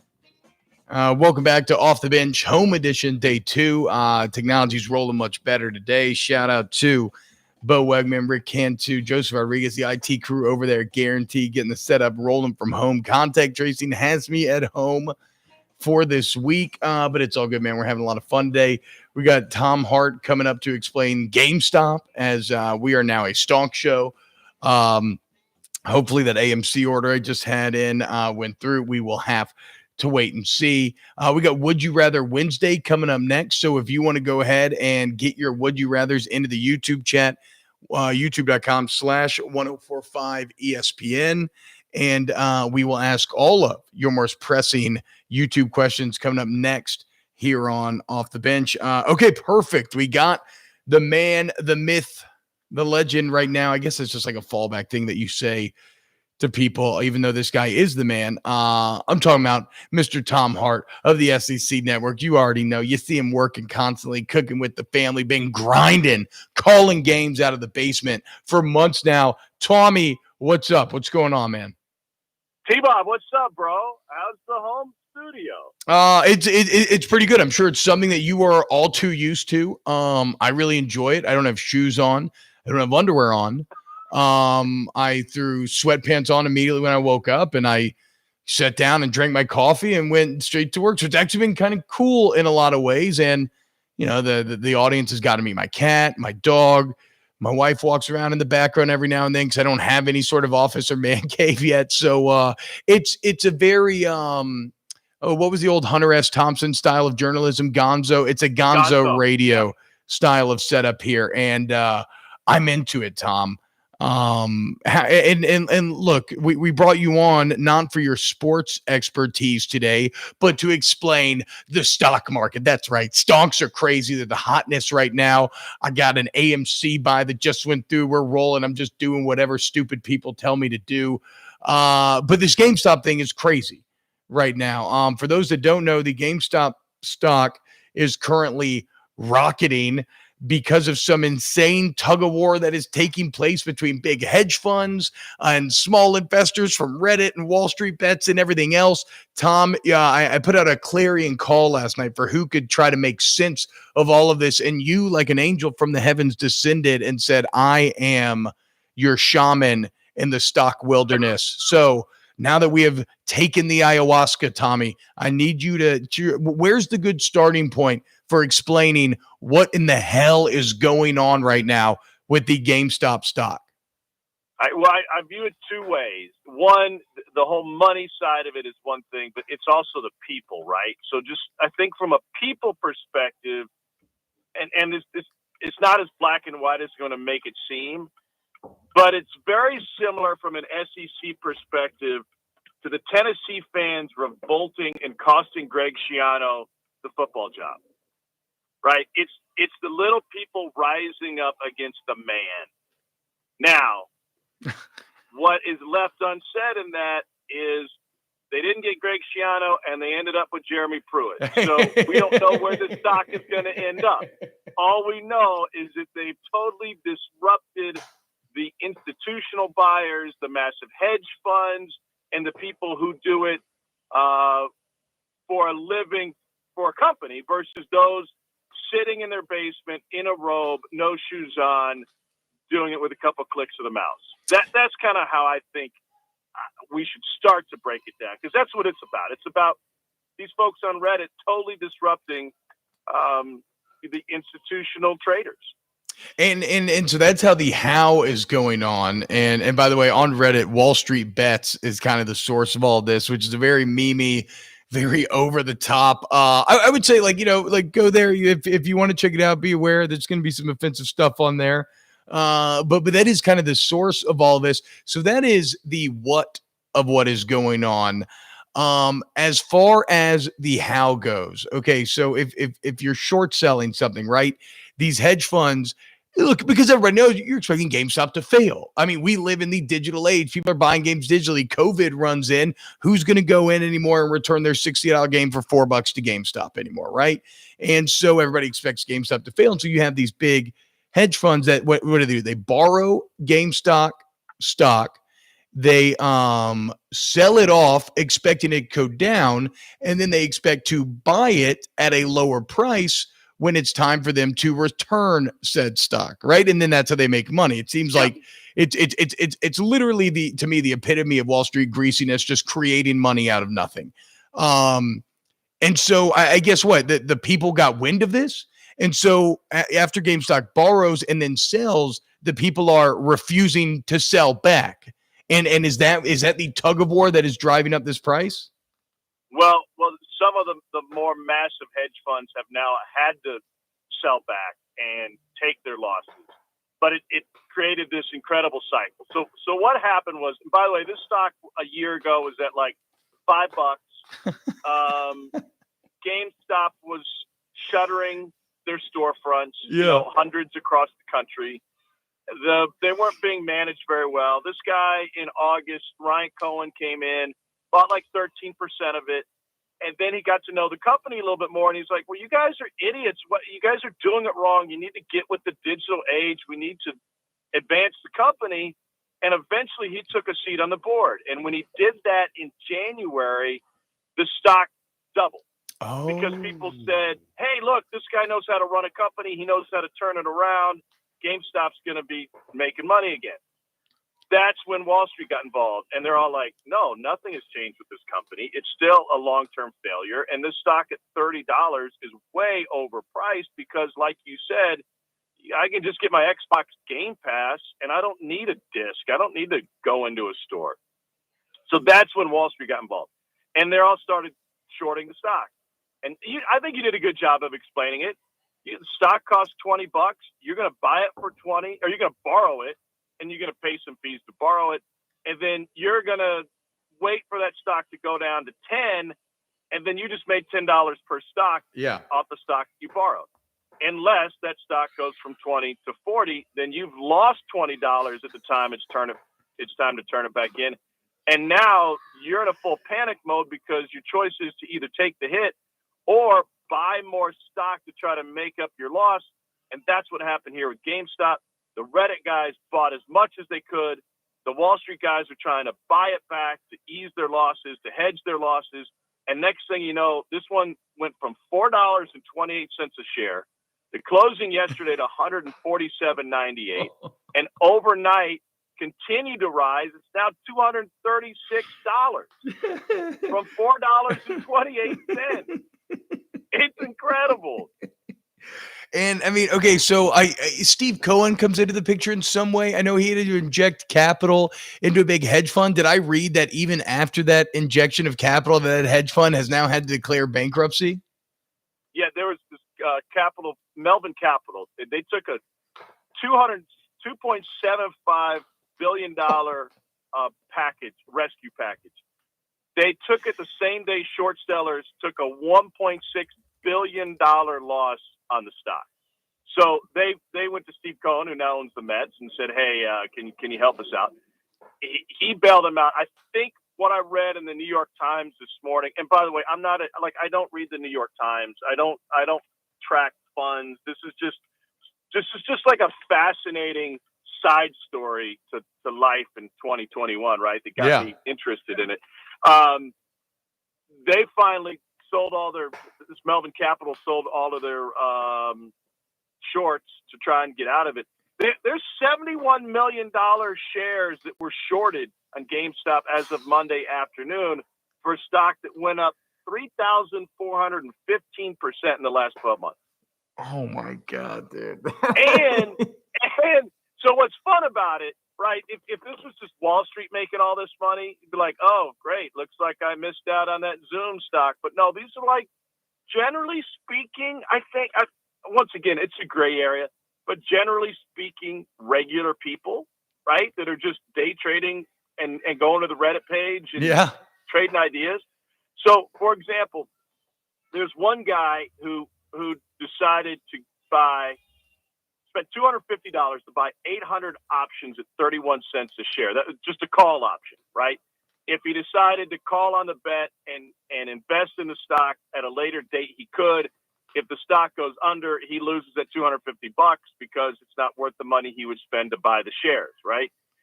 He's got an option to buy the stock at $12 until April 16th. The value Monday of his $250 investment was $5.2 million. Oh my God! And so he can call that at any time. Like he can watch it keep going up. Yes. Wow.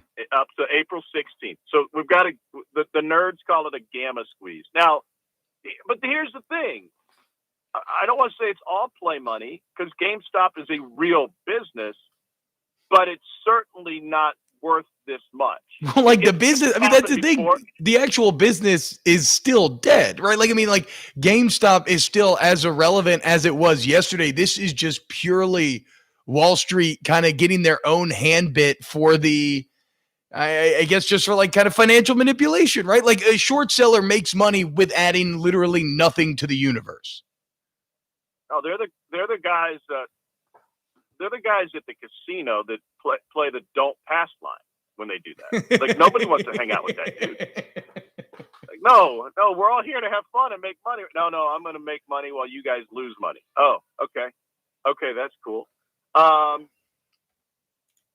yeah, it's like it would be like rewinding to 1992 and investing in Blockbuster. Like the future is very, very dim. But that being said, like the PS5 still has a slot for a disc, right? There's that's fair. That's fair. One version of it. Yeah. That's where these Reddit guys first kind of thought, hey, this stock that's being shorted is undervalued. Like there's still some value to GameStop. It's fascinating. So Tom, we're talking to Tom Hart, SEC network extraordinaire, finance amateur here. I don't know if we have any legalese. Like I guess legally, obviously, none of us are investment analysts or anything.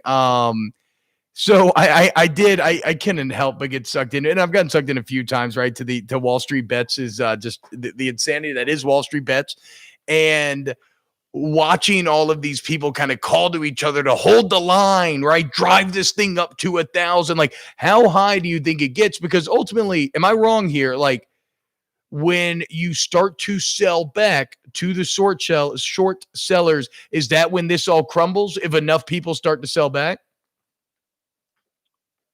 I think there's some guy who actually does this for a living who's listening to your show right now going, these guys have no idea what they're talking about. Yeah, but isn't that's so appropriate for this story though, right? Because that's what this story is. It fits. I think the value of it from what you talk from a bust perspective, because it's going to bust at some point. You've got 138% of the shares have been sold short. So for a long time, those people were trying to hold their position to wait for this thing to bust, and even reinvesting, waiting for it to bust, hedging their bets. Oof. So the question is, when do the short sellers get out? What kind of loss did they take? And then I would think the short sellers, for the most part, would have to get out before this thing goes bust, because they're still going to find, and that's what happened. Like when they started reinvesting, Reddit drove it up, the Reddit Wall Street guys, the short sellers started hedging, and then it just spiraled to the moon. So something similar happened in 2008. For whatever reason, the folks at Porsche were sitting there, and the boardroom decides, hey, let's buy some Volkswagen. Like Volkswagen shares are in the basement. Let's go over there and invest and get a hold of it. They did that. The folks that shorted the stock lost their mind, had to hedge, eventually lost their money. And there was a brief time where Volkswagen, which is a profitable company for all I can tell, was the most valuable company in the world. What? All because this one group decided to go in and buy while the stock was being shorted. So it's not terribly uncommon. I think it's just this combination of who is doing it, who's taking it in the shorts, and this business that, nobody but stone teens have walked into over the last 6 months is at the center of the whole thing. I mean, it's incredible, dude. David versus Goliath. I love it. I'm very intrigued. See where it goes. Tommy, are you hopping on the AMC train? That is already taken off. It was at $8 yesterday. It is now up to $20 right now as this show is going on. I mean, it's fascinating. I heard about that yesterday, and what? Who's going to movies? Nobody's going to movies. Are we going to go to movies again once the pandemic hits? That's the question. I will. I love the movies. It's all funny money. It's all funny money. And thank you for coming to help us out and explain it, Tommy. You are the best. Tom Hart, thank you so much. Obviously, catch him on SC Network. He's always grinding, killing it. Football, basketball, it doesn't matter. Thanks for coming on this morning, man. Yeah, we'll talk about this tonight during South Carolina and Georgia, and there's a good point at 7 o'clock, 6 Central, I should say, on the SEC Network. There's a good chance that $GME is more interesting than that game tonight. Tom Hart, the man. Thank you so much, Tom. You have a great day. Check out. All right, T-Bud. Be good, bud. Check out Georgia Night. Check him out on the SEC Network tonight. All right. Coming up next here on Off the Bench, we got Would You Rather Wednesday. Get your Would You Rathers in the chat. Or in the chat, and we'll answer all of life's most perplexing conundrums. GoRoof.com, or excuse me, more next here on Off the Bench. Off the Bench, ESPN Baton Rouge, New Orleans, Alexandria.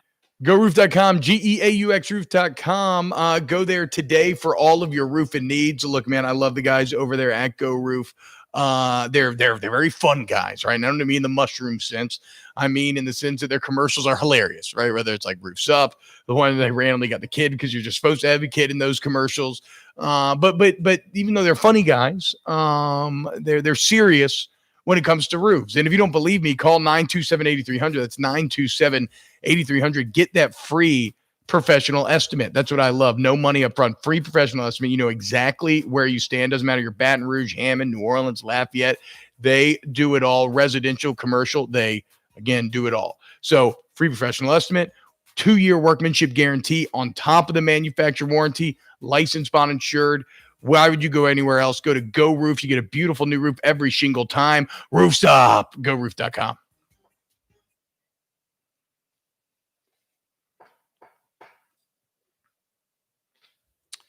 All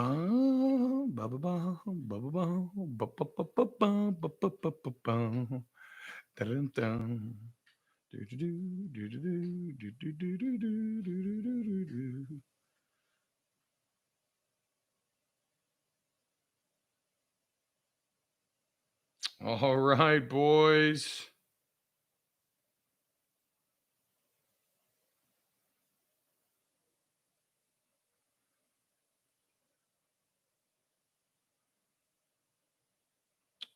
All right, ended up getting 10 shares at $17 a share. What are we up to so far?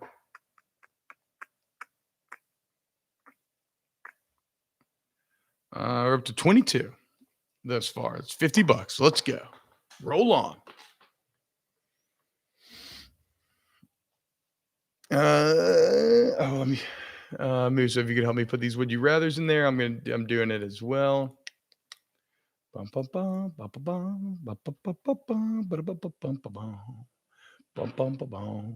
getting the real T-Bob work experience. Anybody knows me knows that I never have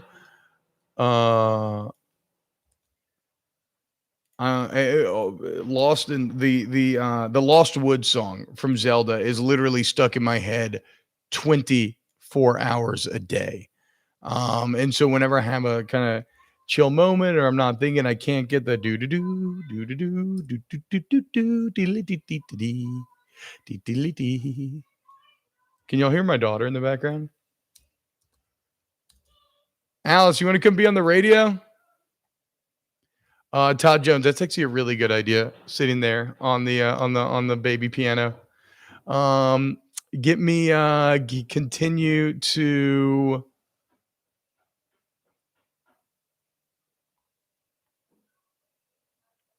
bring in your would you rathers. Putting them in the document. We'll get to them next here in a little bit.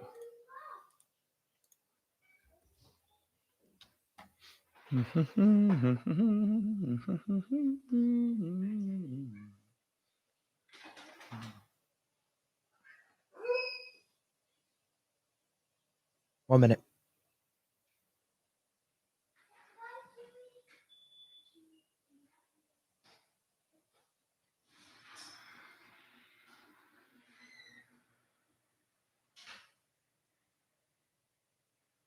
Did my wife just walk behind me with all the kids? Did I miss them?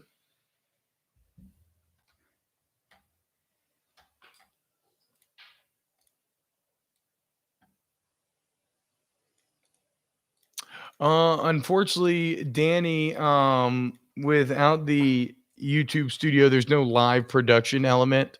So Danny is out as long as I am here in the house. I would bring my dad in the studio, but he lives in New Orleans and his ass does not wake up early anymore, like ever. And I mean, like never. So I in no way think that there'd be any chance of getting him up early enough to be in here.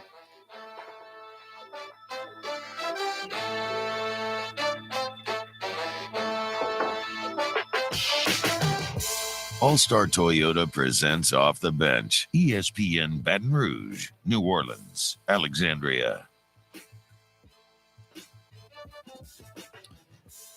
Yo, what's going on, y'all? Welcome back. OTB hanging out with you from the house. Yes, the stocks are rolling. AMC's flying up. We are all now financial advisors thanks to our guy, Tommy Hart. It is kind of crazy that AMC stock, I don't know what the hell's going on or how any of this is going to end, so whatever, none of this matters, but this is the stonk edition of OTB, and last night that AMC stock was at $8 at the beginning of the show. I think it was at $12. It is now over $22. Pretty wild. What is going on? What's up, baby? Have a good day bringing the girls to work. All right, let's go ahead and do what we do every week at this time. Muso, hit it. Let's dive into some Would You Rather Wednesday.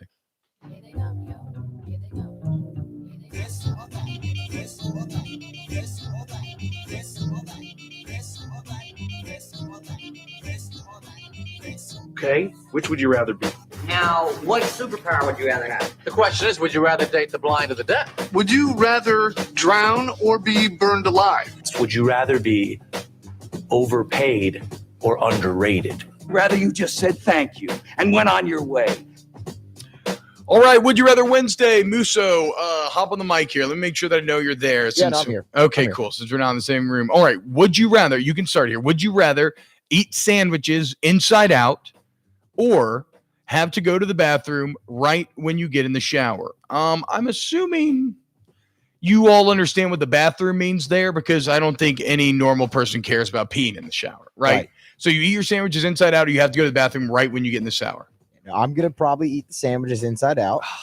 That's a terrible feeling, having to go number 2. Yeah, right but you're when gonna hop in the you're gonna shower. get mayo all over your fingers, dude. You get mayo. It's gonna be so annoying to hold that thing together. Then I guess you can't take a long shower.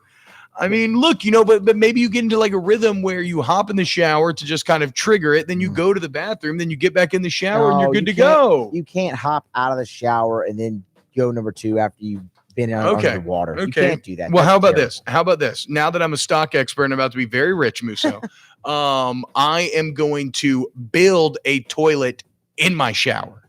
I don't really know what having that has to do with being a stock expert. Because it's going to take money. I have big I have big plans for this shower. This is going to be a shower where I can literally do whatever I need to do while showering on it. It's going to be built in. And because I cannot eat sandwiches inside out. I love them too damn much. I love sandwiches. Love them. All right. Would you rather screech like a seagull when food is brought to you, or eat like a hungry hippo? Both are going to make business lunches very awkward. You're causing a scene either way. I think at the end of the day, I think the screech like a seagull is probably the play. I think it's quick. It's quick. Eating like a hungry hippo lasts longer. It's kind of annoying probably if you're just trying to like what if I just want to eat some popcorn? What, I got to chomp at that thing just straight out the bag? Basically. Then again, You yelling probably eat the bag too. If you're eating like a hungry hippo, you probably just eat the bag as well. Somebody brings you popcorn in the movie theater. I don't know. Yeah, screech like a seagull, dude. You're just gonna have to tell people that you're really excited for food. They'll believe you. Yeah, exactly. Would you rather bring back Cam Cameron as OC, but you get Joe Burrow back for a year, or bring back Bo Pelini as DC, but you get Devin White, Patrick Queen, and Deion Jones back for a year? Whew. So 3 all. Let's see. Has Deion Jones been all pro? Oh no. I don't know if he's been all pro. And did Queen did he get all pro? He might be defensive rookie of the year. Three incredible NFL linebackers. Yes. Or the Heisman Trophy winner. I think I'm still going to go with the Heisman Trophy winner. I think I am too, for 2 reasons. First, quarterback means more than anything else, right? And so if you can get Joe Burrow back, look at Tom Brady, right? So that's the deal. Also, as much as you may dislike Cam Cameron, look at what he did when he had good talent. Bo Pelini just put together the worst pass defense in the country and had Derek Stingley Jr. and Eli Ricks as his corners. 2013 offense was productive, man, with Met, OBJ, and Jarvis Landry, Jeremy Hill. That was a pretty solid unit. Yeah. Give me the quarterback. Give me Cam Cameron. Deep. Would you rather have more time or more money? Well, if I have more time, I could probably make more money. Yeah, time. Do you want more time though? What's the quality of life past 75? Maybe when I'm 75, I'm going to be speaking differently. Do you mean age? Like that kind of time? Oh, I guess that's how I took it. What do you mean? Day? Oh, like more time in a day. I'm thinking more time in the day. I'm just going to keep it simple. I'm just going to take more money, both. More money. Keeping up with the stock aspect of today's show. T-Bob, would you rather have 50 shares of Apple stock in 1988 or 50 shares of Tesla today? Oh, I think Tesla said become like most profitable company in the world. Whatever, dude. Give me the 50 shares of Apple in 88. I don't think you can go wrong either way, right? This is just, would you rather be super rich or super rich? Yeah. So, would you rather be super rich already or maybe in the future? Yeah. And exactly. Would you rather spend a day with your favorite athlete or your favorite movie star? Athlete. Tiger? I don't know. Sure, MJ? that'd be great. I'm saying, who are you spending it with? I have to really think of who my favorite athlete is of all, in all. That's a hard question. I just want to hang out with Sean Astin for a day, and I want to ask him about Lord of the Rings. I want to ask him about Rudy. I want to randomly ask him about 51st dates. I want to ask him about Stranger Things. Yeah, I love Sean Astin. What a legend. Would you rather 2 LSU basketball national championships or 1 football one? I'd probably still take football. And just because it, not for the joy aspect, but it helps the athletic department so much more. It lasts longer, too. It lasts than longer. basketball does. Of course, I want to see them win one in basketball because we've never seen it. But I mean, just for the benefits of a football is king. Yeah. Football is king. Would you rather end world hunger or hatred? Deep from Brian Burgess here. Man, that is deep. Probably hatred. See, I disagree. I think that you need hatred. If there's no hate left, then everything's fake. Then everything's just like a nice little like smiling utopia. It depends on the hate. That's not a lot of hunger. Exactly. I don't want to eliminate mild hate. I don't want to eliminate hatred. I look, don't really consider that actual hate. All emotions are 2 sides of the same coin, right? If you get rid of hate, then what does being nice actually mean? Give me ending hunger. And finally, would you rather have LSU win a natty or the Saints win a Super Bowl? LSU. I mean, we just got the 2019 though. Right? I don't care. You don't care? It's that easy? No, are we just talking about football or are we talking about LSU in general? Plus, I'm always going to pick LSU. Okay, that's fair. Given that LSU just won, I would actually take the same Super Bowl. I think my LSU thirst are satiated for a while. So, give me a Saints Super Bowl. All right, that's another Would You Rather Wednesday. Coming up next, we're going to talk to the kid, a new kid on the block. We're going to talk to my guy, Dylan Sanders. Him and Ross Jackson are out there in Mobile, and they are covering the Senior Bowl. And we'll see. He's trying to look for some potential Saints targets. And we'll talk to Dilly next here on Off the Bench, 104.5, 100.3, 94.7 ESPN. Off the Bench. Go to All-Star Toyota of Baton Rouge.com, All-Star Toyota Baton Rouge.com, the place where I got my Toyota Sienna minivan, pontoon boat of the roads, a mansion on wheels for you Harry Potter's fans. When you open up this minivan, I swear to you, it feels like Hermione's bag or like the tents when they're at the Quidditch World Cup. The amount of room on the inside, you would never guess from the outside, but it is massive. Like Step Brothers, you'll have so much room for activities. It will change your family's life. Trust me, give the Sienna a look and you can make it badass, right? You can get what I did, get the all black interior, black exterior, black wheels, and we call it the Murdered Out Mini. I was able to do that because All-Star Toyota of Baton Rouge, right? Like I said, that's what I wanted. They came through for me. I got the Camry there as well, leasing that. It's very affordable. It's a great vehicle. The 2020, there's great deals on the 2021s, Tundras, like whatever you need, All-Star has it. Go to All-Star Toyota of Baton Rouge.com, All-Star Toyota of Baton Rouge.com.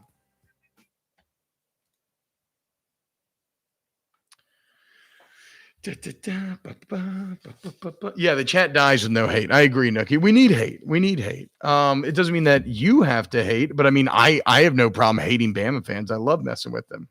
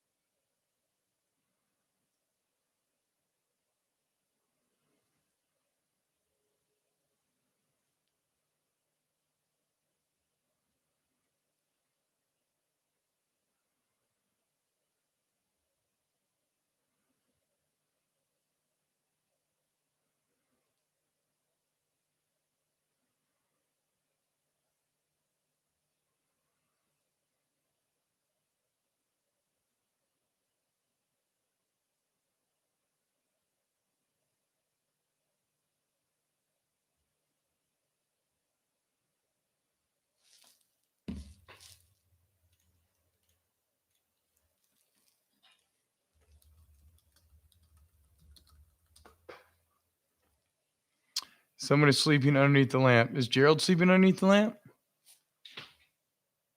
It's probably my dog. My dog is spoiled and he sleeps on the couch.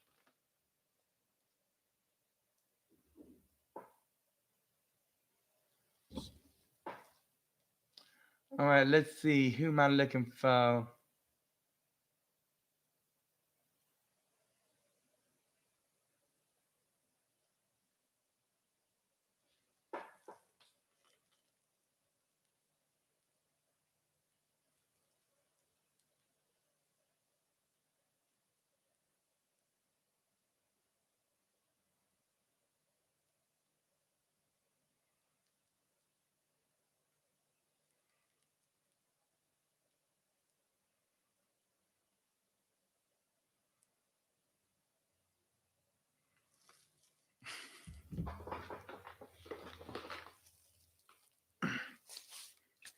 A lot of people be happier if they aren't hungry. Exactly. Did Chilling tell them to shove it? I know we're talking about. Oh, you're talking about Kurt Chilling. Yeah. So nobody's getting in the Baseball Hall of Fame again. Apparently, I read about this morning, and Kurt Chilling's very upset with the Baseball Writers of America, and basically said, "I don't even wanna. I don't even want to to go into my 10th year. I guess you have 10 years to make the Hall of Fame. The writers have to vote for you before you go to like a players veteran committee where they actually choose Hall of Fame members." And Schilling said, "Screw you writers. I don't care.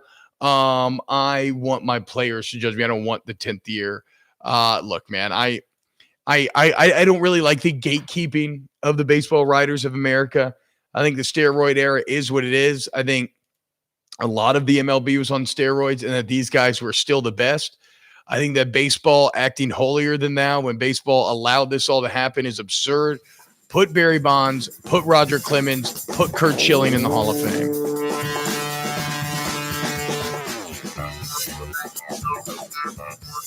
All-Star Toyota presents Off the Bench. ESPN Baton Rouge, New Orleans, Alexandria. Yeah, not to brag, but it looks like Robinhood and a bunch of other trading sites are stopping right now. Trading being halted everywhere, as Alex Anderson points out in the chat.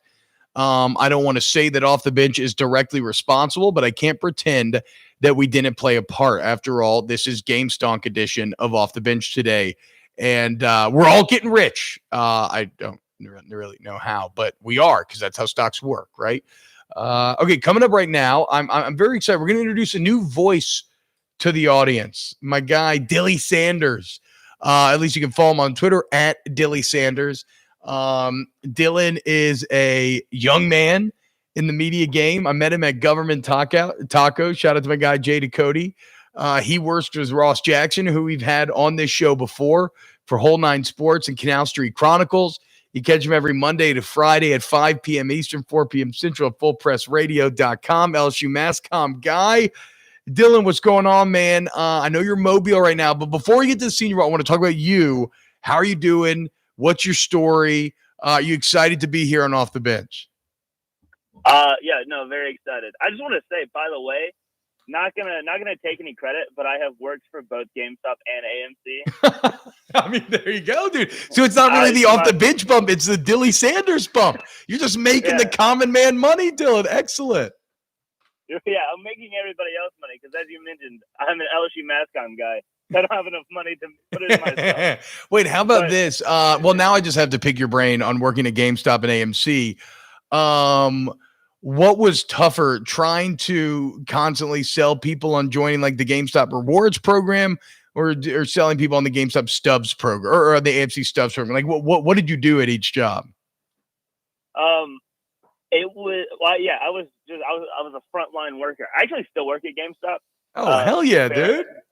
Barely. They give us like 60 hours a week, like to give for a store. So barely, but I do work there. And it's definitely harder to sell the GameStop rewards because like GameStop's a dying company. Yeah. Yeah. It's as hard as it is to say.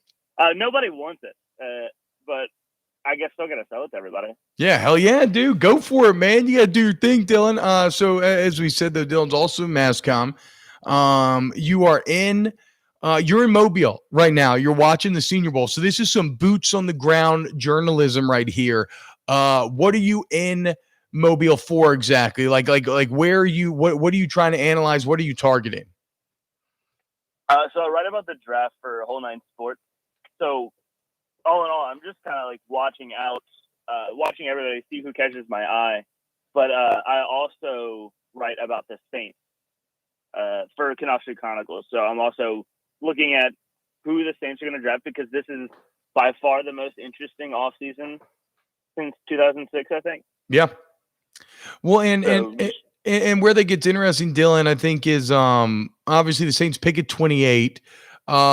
If they enter the Matt Stafford sweepstakes, then absolutely that 28th pick would be in there. But let's say they don't. When you look at this Saints team, what do you think needs to be added? And then what names are you seeing, or what players have you seen in Mobile that maybe fit in with those needs? For the 28th pick, I've seen there's a guy named Dylan Radden. He's first off, great name.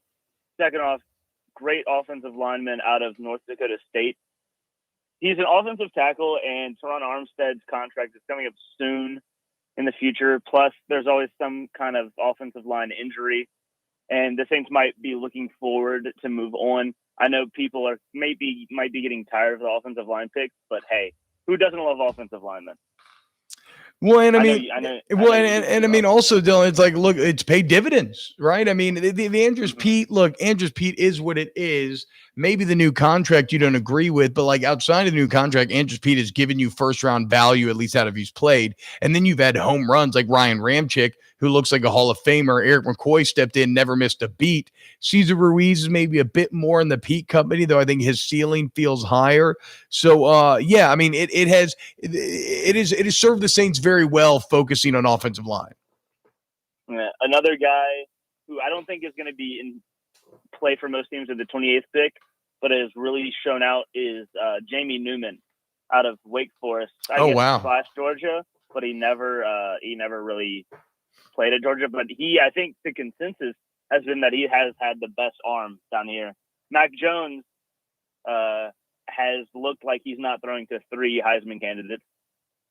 Okay, wait. So that's fascinating. Then expound on that a little bit, because that is, to me, the hardest part about evaluating really Alabama players, even I would say coaches as a whole, is that when you're talking about Alabama, you're talking about a place that just bottom line, the whole is greater than the sum of its parts, right? And so how do you judge Mac Jones when, as you said, he's throwing to Waddle and Smith and everyone else, and he never has any pressure because he's got Leatherwood protecting the edge? So you're saying that Mac Jones thus far has looked much more human than he did during the season?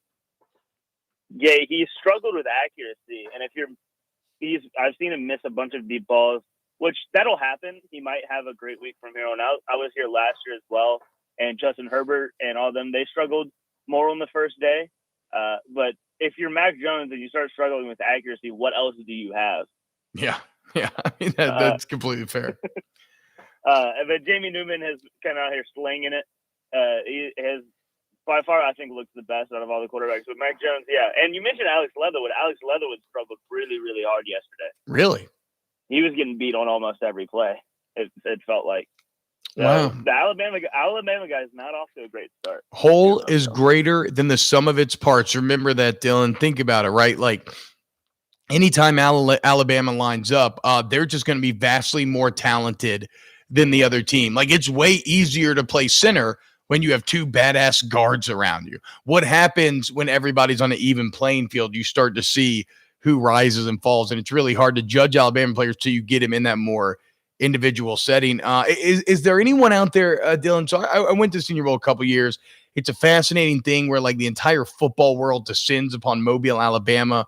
But one of the years I went was the Aaron Donald year, and he was just an absolute monster. Like, he took the world by storm. It's all anybody was talking about. Is there anybody here early on in the week that is just in the tip of everybody's tongue that nobody can shut up about? Last year it was Javon Kinlaw, I think. Yep. This year, I don't know. There's a lot less media actually here because of everything going on. So I see mostly like agents and stuff in there. So there's not as much. Dwayne Eskridge out of Western Michigan is kind of a guy that is stealing a lot of looks. He's a wide receiver, super explosive kind of guy. Tylan Wallace, who's the Oklahoma State guy, who I've been a big fan of for a couple of years now. He has been given the opportunity opportunity to run more than like 2 routes at Oklahoma State, and it's looked awesome so far. UCLA, Osa Odigizua is a guy who is like 6'2", 280, but plays on the interior. And it's really fun to watch him. Like, the athletic guys are always going to shine in Mobile because you're basically just going one-on-ones. And the more athletic guy wins one-on-one. And Aaron Robinson's another guy who, cornerback out of UCF, who is someone who's been getting a lot more first-round hype. And I could actually see the Saints maybe falling in love with him. He's super physical at the line of scrimmage. Janoris Jenkins might be a cap casualty this offseason, because I think they'd save somewhere around $7 million by just cutting ties with him. And we all know everyone won't shut up about how the cap situation for the Saints is terrible. But the cap's fake. But Aaron Robinson. Yes. I think Dylan, you just said it best. Like, the cap is fake, right? Like we've talked, especially with Mickey Loomis and Kai Harley at the helm. The cap is fake. Nick Underhill's come on and explained as well. The NFL basically offers like interest-free loans with how the workaround that the Saints have figured out. They can make this happen. They're going to be just fine with the cap, even though a lot of national talking heads don't think so. Dylan, we're talking to Dylan at Dilly Sanders on Twitter. Dylan, before we let you go, man, what do you think, something that we've talked about throughout the week, what do you think the Saints should do at quarterback this offseason? If you were to lay out like your primary goals or your primary, hopes, what would you want to see them do? My number one goal is Matt Stafford. Yeah. I would love Matt Stafford. He's a magician. But if that doesn't happen, I am sad to say I'm completely out on the Taysom Hill train. I'd rather see sign Jameis to a 2-year contract.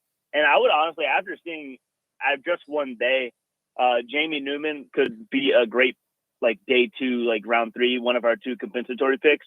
If he lasts towards there, I'd be super down to have him sit and develop, give Jameis a couple years to see if he can do anything. There you go, Dylan Sanders, I should say. Dylan and Ross, of course. Actually, you know what, Dylan, why don't you handle it? Tell everybody where they can find all your work.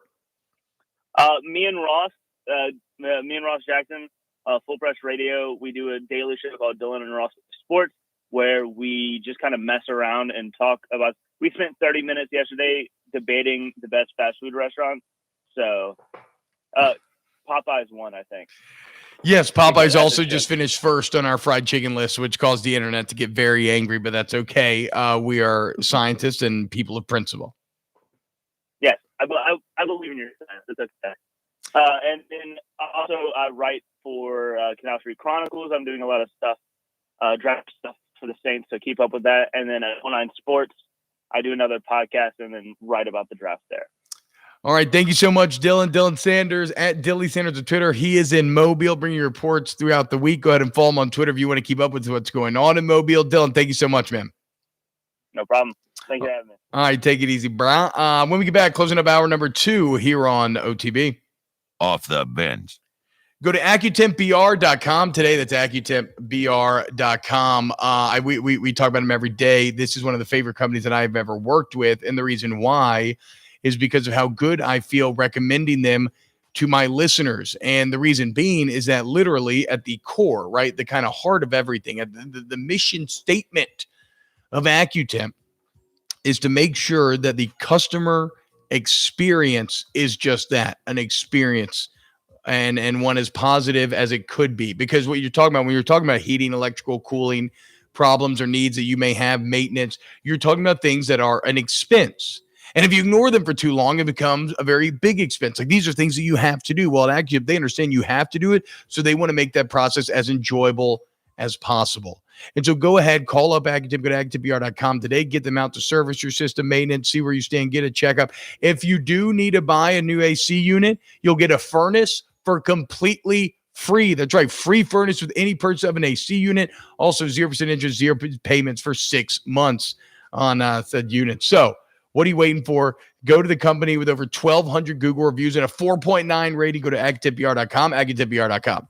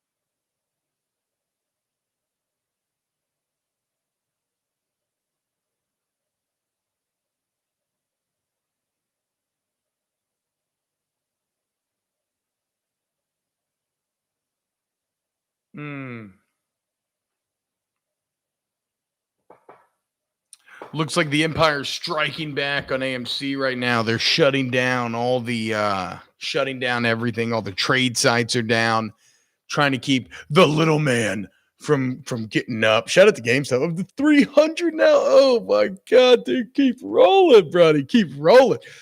Cameron Matchett, I'm with OTB with the Lost Woods / Saria song. I also get song Storm stuck in my head. To be honest, I have the entire Ocarina of Time soundtrack lived rent free in my head since 1998. Unfortunately, I don't have a whole soundtrack. I have Lost in the Woods. One of the most unfortunate parts is that for some reason, I don't know why, but With Arms Wide Open by Creed is never far from my brain. Like, it literally just sits there in the back of my brain constantly. It's with arms wide open, now everything has changed. I'll show you love. I'll show you everything when the heart went open. Do do do do do do do. Do do do do do do. If I had just one wish, only one demand. Hope he's not like me. Oh, she understands. You can take this world, take us by the hand. With arms wide open, with arms wide open. Alex Anderson, every time I look at my son, that song starts playing in my head. I can take you higher. I mean, dude, I used to love Creed unironically as a kid. I remember getting a Creed CD as a Christmas gift one time, being very excited. I remember like popping it in the CD player, doing homework in my room, and just jamming to Scott Stapp. All-Star Toyota presents Off the Bench. ESPN Baton Rouge, New Orleans, Alexandria. Yo, what's going on, y'all? Welcome back. 104.5, 100.3, 94.7 ESPN.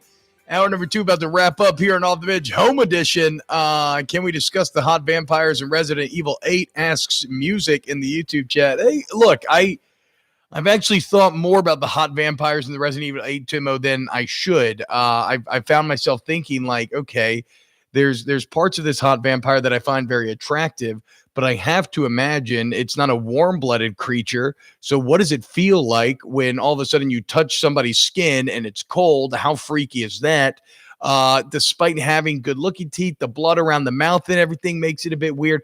I just think that like when you would transition from just looking at to actually maybe interacting with said hot vampire, that it may actually leave a bit to be desired, or maybe be so freaky that you would be into it. We're talking about some of our first CDs ever. I was singing during the commercial break about my my unironic love of Creed as a child growing up, and the fact that With Arms Wide Open has probably been stuck in my head for about 15 years now. There's also another video that gets stuck in my head and is never far from my brain, and that is Creed playing at the Dallas Cowboys halftime show. I don't know exactly when this was, but it's Scott Stapp in a Cowboys jersey talking about Take Me Higher. You got the guy, this bald, jacked guy doing the Cirque du Soleil ribbon flying thing. If you haven't seen it, it is absolutely fantastic. Speaking of fantastic, coming up next hour, we are going to talk to Billy Embody to start off the hour.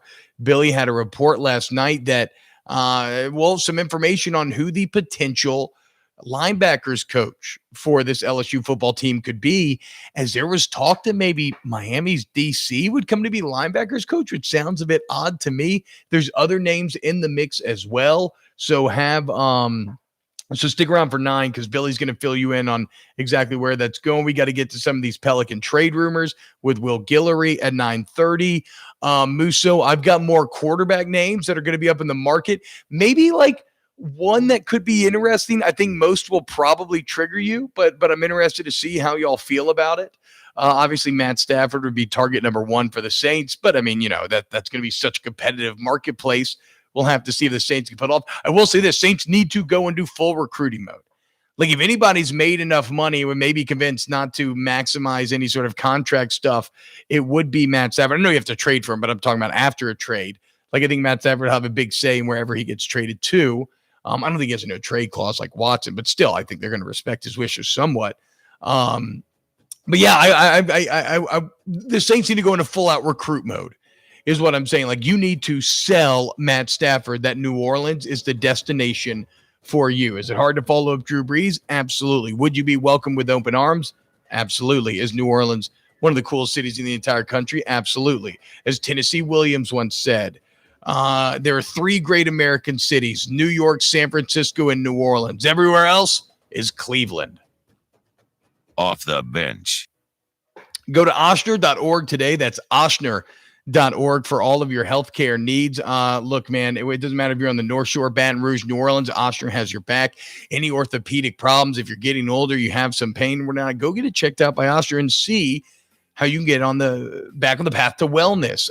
This is not it doesn't automatically mean surgery, right? They have the latest and greatest non-surgical techniques that you can explore. The physical therapy facilities and personnel at the three Ochsner locations are as professional as you will find anywhere in the country. And really, that describes Ochsner in every sense. They're maximizing their potential and maximizing your potential. That's why the ORs have the latest and greatest technology, the post-op rooms, the best doctors. And look, if you just want to get bigger, stronger, faster, check out Ochsner Performance Training, right? Doesn't matter, junior high, high school, ancient athlete, they can get you to where you want to be to accomplish your goals. Go to Ochsner.org. That's Ochsner.org. $14,000 off MSRP on a new 2020 Ford Expedition. Ring in the new year at Bayou Ford and get in a brand new Ford Expedition XLT today with $14,000 off MSRP. Do you All have new Bayou Ford vehicles Billy's come number? with a 1 million mile powertrain warranty, and with Bayou to You, free delivery right to your door. $14,000 off Expedition at Bayou Ford in LaPlace between New Orleans and Baton Rouge. The crew at Bayou Ford is gonna do right by you. XLT trim 5,000 dealer discount 9,000 Ford rebate expires 2/28/21. Hey guys, this is Todd from Rebel Heating and Air. Your heating and air conditioning system requires essential cleaning and care to ensure efficient and safe operation. Call Rebel today and schedule an appointment. That's Rebel Heating and Air, 929-8944. And remember, the bitter taste of a poor installation will remain much longer than the sweet taste of that lowest price. Call us today.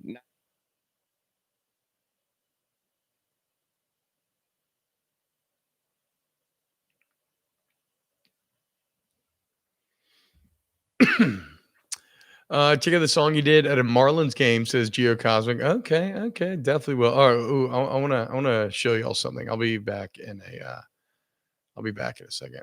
Boom, boom, boom, boom, boom.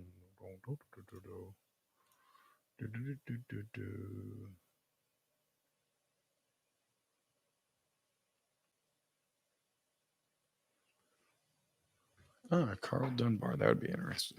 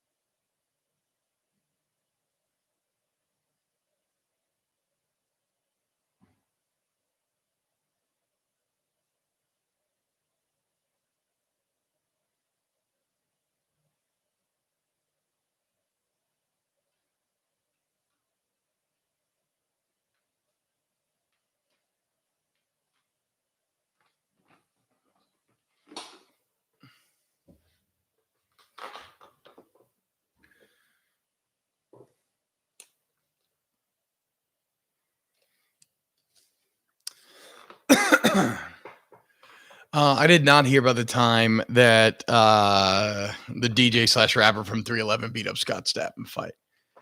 Seems like it's a bad look for Scott Stapp. In fact, you know what's crazy? I'm not going to make you watch me play chess, Daniel, but I'm going to show you a very cool chess that 311 is. I don't know what 311 is, actually. I loved him in high school. I had mushrooms at a 311 concert one time. It was very fun, but I cannot tell you what a single 311 band member looks like, so I have no idea. No, I mean, I know what 311 is. What I'm saying is, like, I actually don't like... I'm saying I actually don't know if I think they're still very good. I can't name, like, a single person in the band or what they look like, even though I've actually been to their Good morning. concerts. It's 9 a.m. on Wednesday, January the 27th. Today in Baton Rouge, expect partly cloudy skies with a high of 64. If you missed hours 1 or 2 of the show, catch that up at the on-demand section at 1045ESPN.com. Brought to you by Carriages. Coming up today on OTB OT, Go 24/7's Billy Embody joins the show next. The Athletics Will Guillory stops by at 9:30. Follow the show today on Twitter or Instagram at OTB_ESPN. Watch live at the 1045 ESPN YouTube channel and interact inside the Bayou Ford chat. OTB OT starts right now.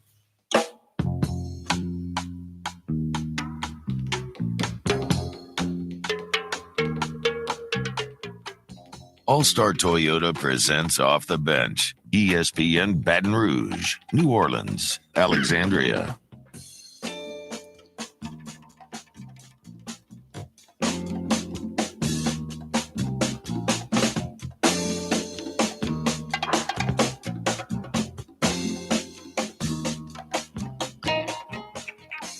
What's going on, y'all? Welcome back Off the Bench. OTB OT starting now, where we kind of let our hair down a little bit, things chill out a little bit. Welcome in. I am your host, T-Bob Hebert.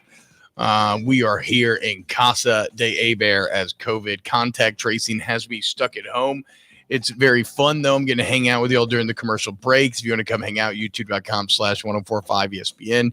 You can hear me sing Creed. I'm about to show off a magnetic chess set. Yesterday, I showed off my hand-painted Blood Bowl team. If any of this sounds exciting to you, then you're my kind of person. And we're getting into it. Emil McClellan saying his first concert ever was 311 in the Smoothie King Center in 2006. My first concert ever was a Good Charlotte Newfound Glory combo concert. And I was in junior high, which seems like the perfect time to go to a Good Charlotte Newfound Glory combo concert. I will never forget catching a pick off of whatever Madden brother it was that played guitar for Good Charlotte, and then headbanging in the mosh pit to Lifestyles of the Rich and the Famous. Wow, growing up is such an odd thing at times. Right now, I want to welcome in one of our guys, Billy Embody. He's always got his finger on the pulse. I don't know why I'm speaking in such cliche, horrible, whatever. Well, Billy, what's up, man? How you doing in the morning? Doing well, man. I was thinking about those days where I used to listen to Good Charlotte as well. That's a throwback. It is. It is what it is. It is what it is. You know, I mean, we all like. I guess. What's worse? Do you think the amount that I used to listen to Good Charlotte, or the amounts that I used to listen to Dashboard Confessional? I would say Dashboard is probably a little bit worse, but. You know, I mean, as long as you still listen to a couple of those great Nickelback songs, you know, I mean, I can get on board with you. I will never. My sister made out with Chad Kroeger at one time, and that's the funniest, dumbest person you could possibly make out with ever. And I will never let her forget it. I just yell, "Look at this photograph," and show her a picture of Chad at least once or twice a year. Yeah, I don't know, man. I think with Dashboard, everybody has to have. Like, what was your music when you were just really sad? Like, when you wanted to wallow and self-pity and feel so bad about yourself and everything that's going on, what would you listen to? Man, yeah, I think Dashboard was right up there. I think Blink-182 from time to time could also. I Miss You by Blink-182 is a great one for that. Yes. Yeah, that music video. Yes. Particularly that puts you in a dark place, so to speak. But yeah, I think those two are pretty bad. You know, or good for those times when you want to feel bad. But you know, I try to keep it upbeat, like Linkin Park, Limp Bizkit, Green Day. Those are my middle school jams. Oh my God, Linkin Park, Limp Bizkit. I think all you're maybe missing there is any Kid Rock sneak into the mix along with those other two. Korn. Okay, you have some Korn sneaking in. Absolutely, dude.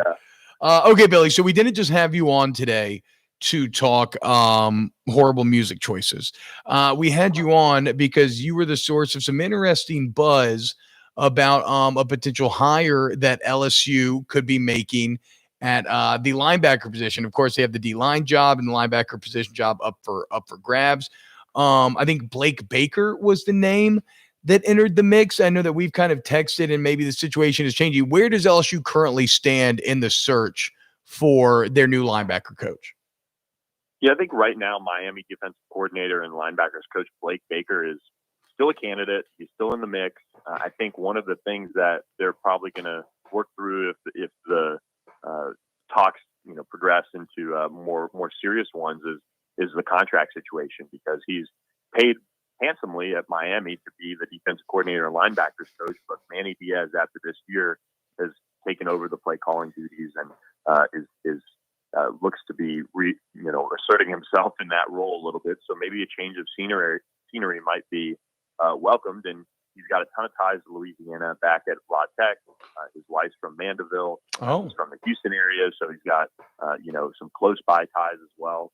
And he is still a young, up and coming coach that some people think pretty highly of. And if you're looking for a position coach at linebacker, he'd be a solid choice.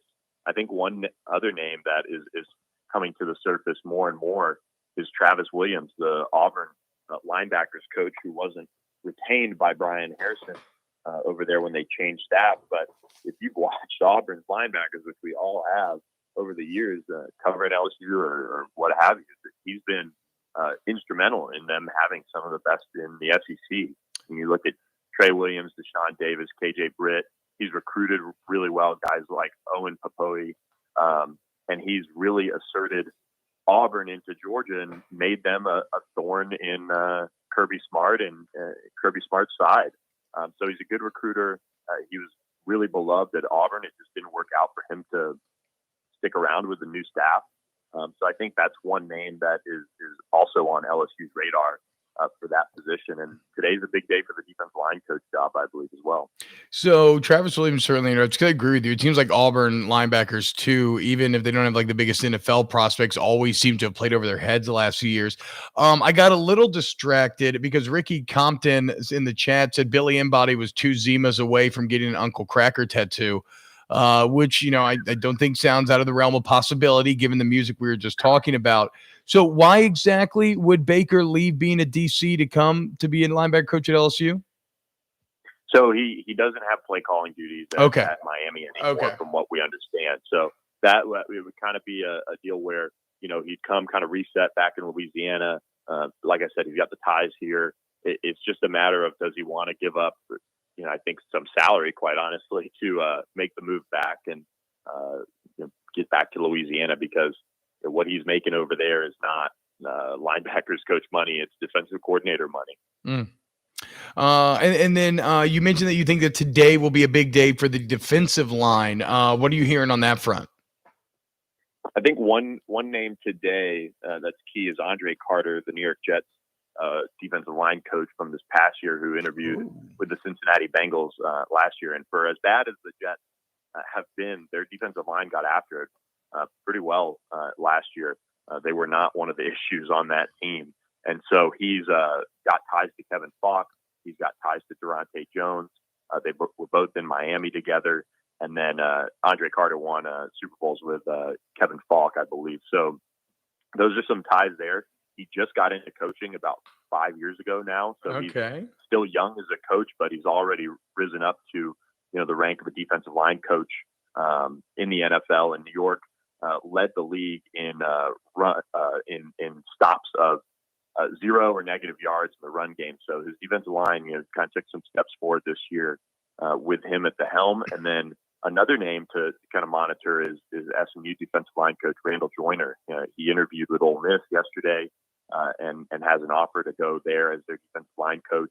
And then LSU's reaching out to him as well. So we'll see if they get him in for an interview. But he worked under Larry Johnson at Ohio State. He's been a proven recruiter at the Group of 5 level, and he's a guy on the rise. He was on our 30 under 30 list 2 times in the last couple of years.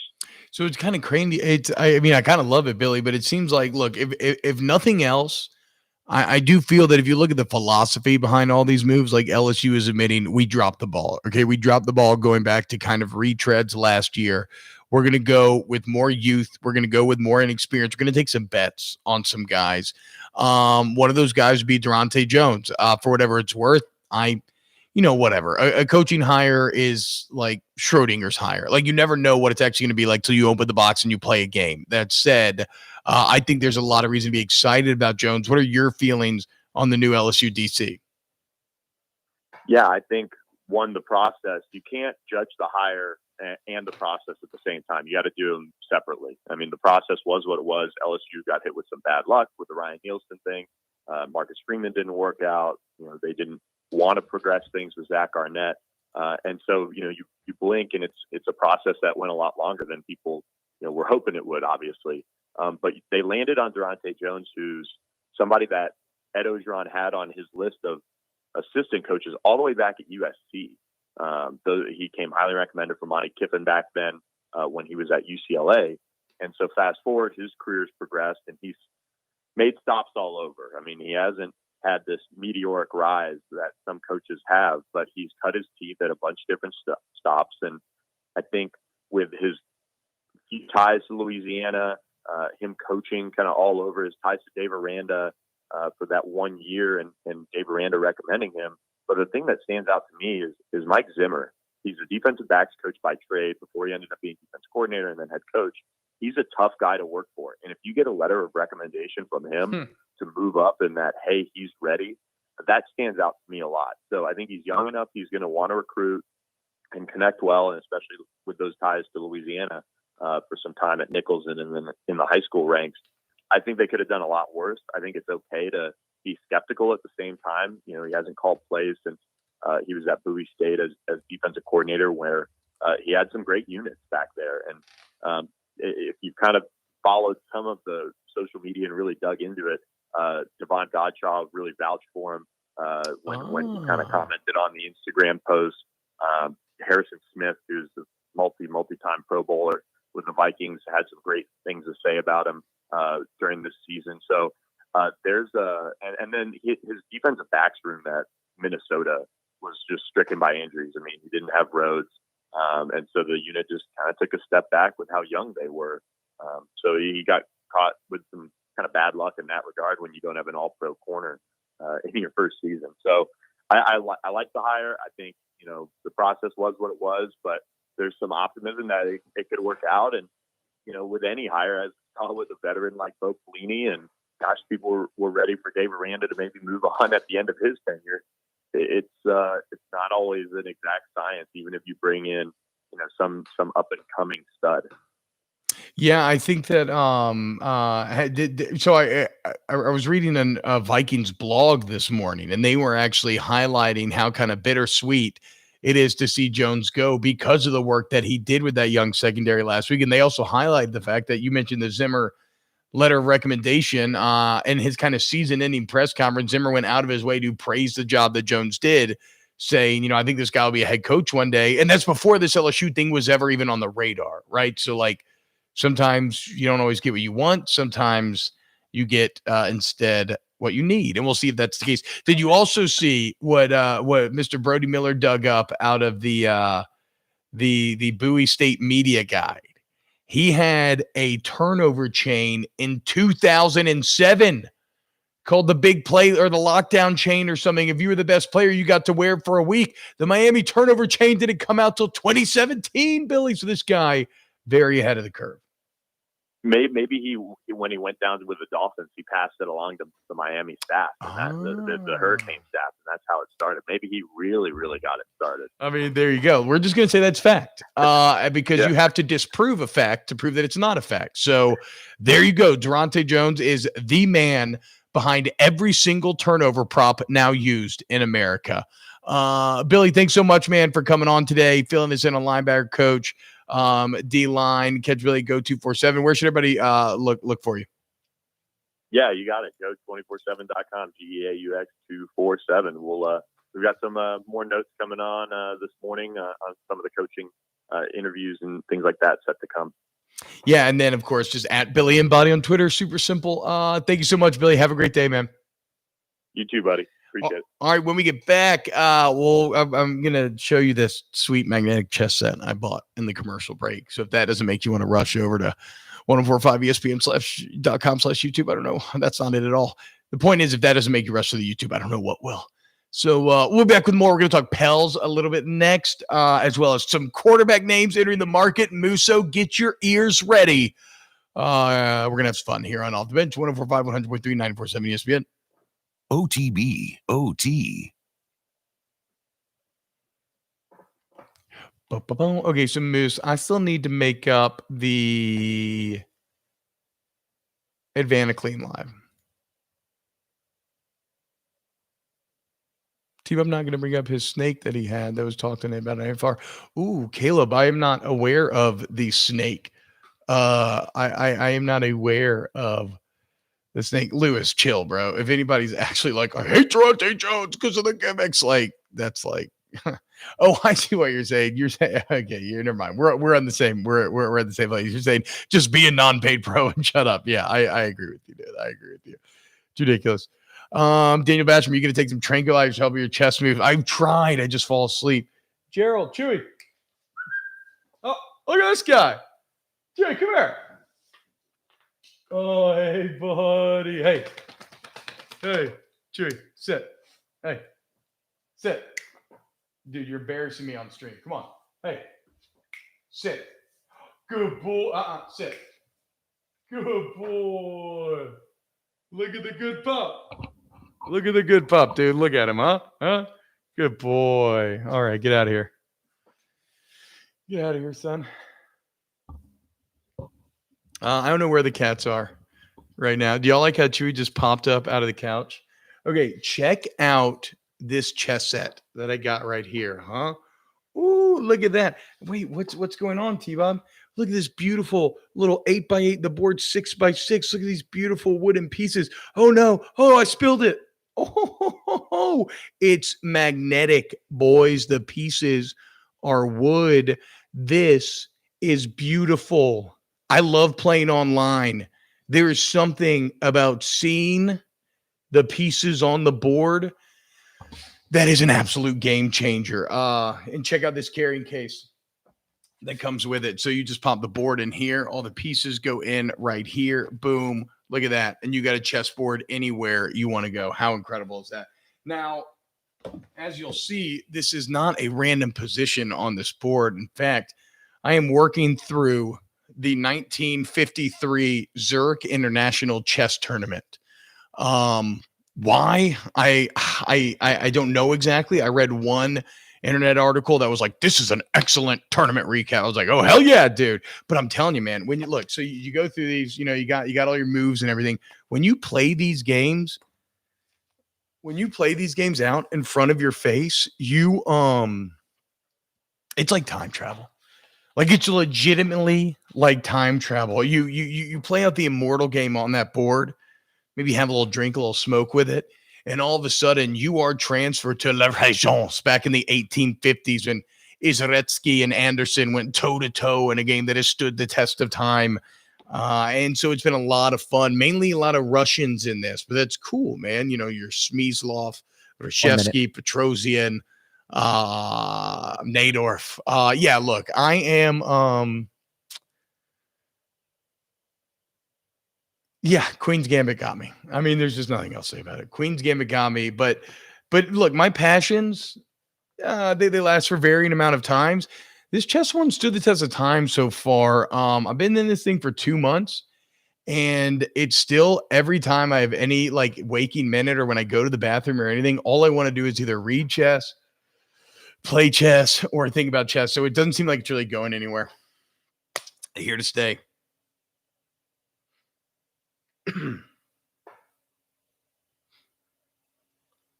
Randall, that magnetic board was $35.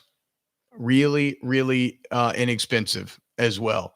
So you can look around online. There's a bunch of there's a bunch of small chess retailers who sell them. Some will be out of stock. You just got to find one who has it in stock. William Ivy, be a real man and play poker like me. That's the best part. I never gamble. and me and my cousins randomly had a cash game last weekend, and my little brother and I won $40. So I paid for the chess set with gambling funds. OTB, OT, with T-Bob Hebert, ESPN Baton Rouge, New Orleans, Alexandria. Hey, what's going on, y'all? Welcome back. OTB, OT, T-Bob and Musso hanging out with you this morning. Kind of late, let's do T-Bob Netflix show about Magic the Gathering. Admittedly, I don't have the most Magic experience. I really enjoyed what I've played of Magic. The big barrier to entry to me has been the cost, trying to catch up. I've played a ton of Hearthstone over the years. I spent way too much money on Hearthstone over the years. And growing up, I was a massive, massive Yu-Gi-Oh fan. So like, I am no stranger to the competitive card game scene. But I don't have one in my life right now. Hearthstone I fell off of after playing it for years. I fell off a couple of years ago. And despite dipping my toe back into time to time, I've never really got back in full time. So I'm always open to try things. If you think there's a game out there worth trying, we'll have to see. Speaking of, if there's something out there worth trying, I think the Saints should try to get Matt Stafford. And we'll talk more about that next, because I think it's interesting. I think we got some insight into potentially what the price for Matt Stafford could be. I can't remember exactly where I found this. It was on The Athletic, but you know, if you look at some old deals involving like Bledsoe, Favre, Cutler, other guys that were viewed as franchise quarterbacks that were moved later in their careers, you get an idea of the kind of price that it would take the Saints. But first, Musso, I got some other quarterback names for you, okay? And I want you. What's that? Yeah, aren't Matt Stafford. These are going to be your bargain bin options, and a little bit cheaper. And I want to know if any of them do anything for you, or if you're just like Taysom, no matter what. And look, I don't even know if we throw Jameis in. Like I was going to say, if you're just Taysom or Jameis, but have you thought about this? Like, how do you think there's a chance that Jameis Winston's price gets too high for New Orleans? I don't. Why would it? Right? I mean, he didn't really do anything this year. He didn't do anything this year. He didn't do anything this year, but already he took less money last year. I just feel like people are going to see what he is like. People are going to see his ceiling.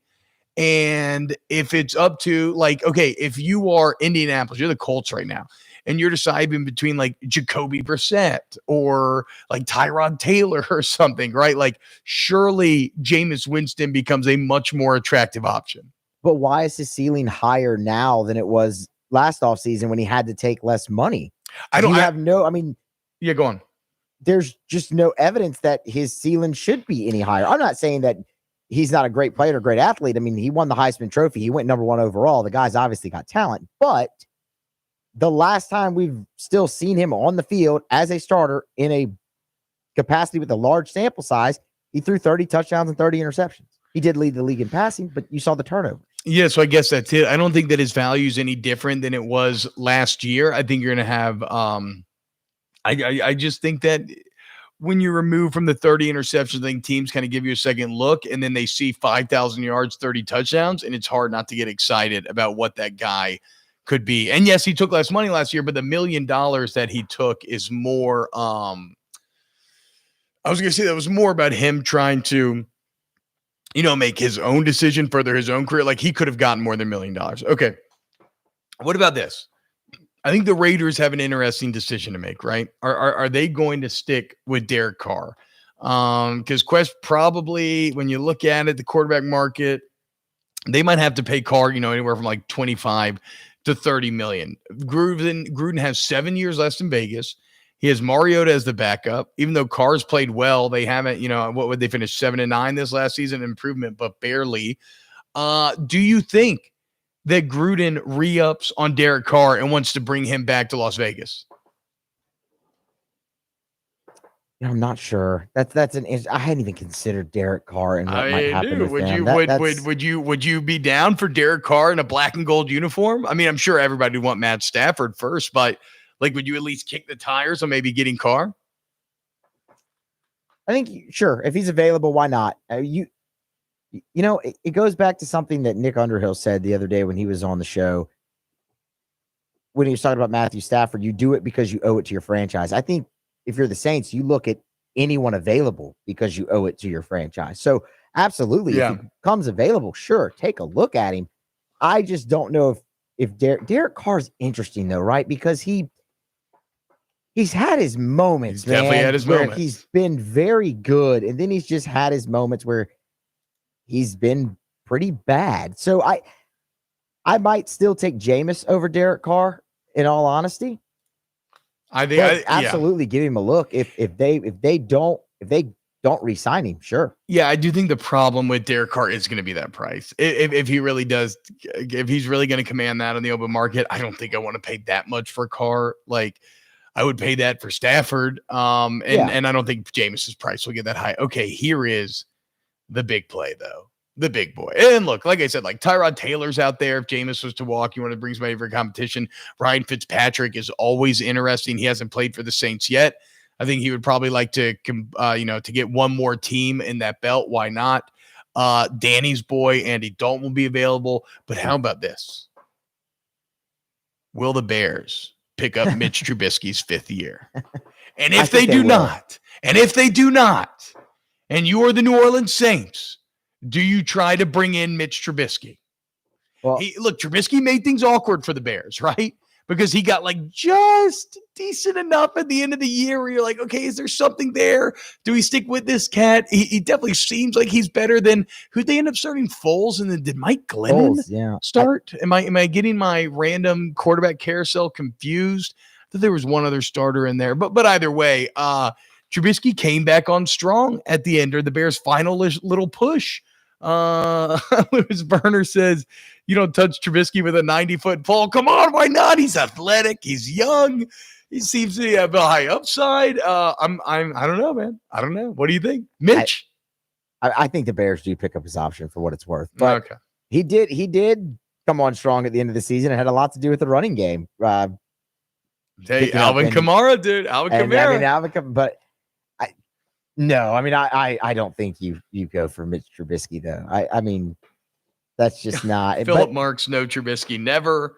Okay, look, that's fine. Well, I'll wait and see what Shawnee Payton thinks. That is going to be awkward for the Bears, though. I guess it makes sense. So you're so deep in with him. Why not pick up the 5th year and just kind of see what happens after that?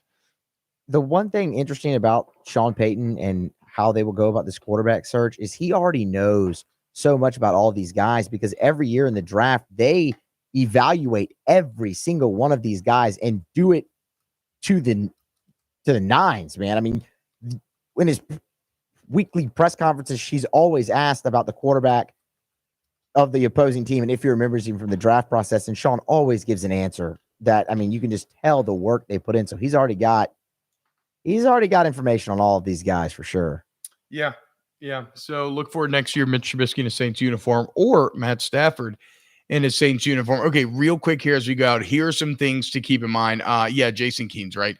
Stafford with our offensive line and support staff would be unbelievable. And really, that would be offensive line would be one of the big selling points I would be hitting to Matt Stafford, right? I mean, when we rolled through Stafford's numbers yesterday versus Breeze, they were very similar. The biggest difference was since 2017. If you look at the 16-game average, Breeze gets sacked 18 times, Stafford gets sacked 41. Now, some of that is Stafford holding onto the ball longer than Breeze, but most of that is New Orleans having 2 great offensive tackles and the Lions not having any. So if we look back in 2003, Drew Bledsoe forced out of New England, right? Still a big-time quarterback. Buffalo sent its first-round pick, 14th overall, to New England for Bledsoe. Okay, pretty solid there. When Brett Favre was moved from the Green Bay Packers, I think there's probably less of a market for him at the time than there is for Stafford right now. But there was a deal there that had a bunch of contingencies. If the Jets had made the playoffs, it would have become a first-round pick. They did not that first year. Ultimately becomes a third-rounder. I don't think they'll say to get any deal that's sweet. Jay Cutler was sent from Denver to Chicago for a fifth-round pick, and a 2009 first and third-round pick, a 2010 first-round pick, and quarterback Kyle Orton. So that looks like 2 firsts, a third, and a fifth. And Kyle Orton, pretty big price there for Jay Cutler. But then again, I mean, look, Jay Cutler ends up leading them to a Super Bowl, right? Was that Cutler's year, or at least an NFC Championship where he got all the crap for not playing with his knee? I guess it was Rex Grossman that actually led him to Super Bowl Sexy Rexy. Carson Palmer sent to the Raiders in 2012 for a first and second round pick. I do not know if I remember Carson Palmer on the Raiders. And then Sam Bradford, the Eagles sent Bradford to the Vikings for a 2017 first round pick and a 2018 fourth round pick. So when you look at the Saints picking at 28, no doubt that's in the mix. And then just judging from this, you're going to have to throw in some thirds. The good thing is you're about to get some you're about to get some compensatory third round picks, maybe even 3 of them over the next 2 years. So you have some resources to work with there. We'll see how high the market for Matt Stafford eventually gets. All right, coming up next, we're going to talk to our guy, Will Guillory, about the New Orleans Pelicans, as they are hot and heavy in the trade rumors right now surrounding the NBA. So stick around here on OTB OT. OTB OT.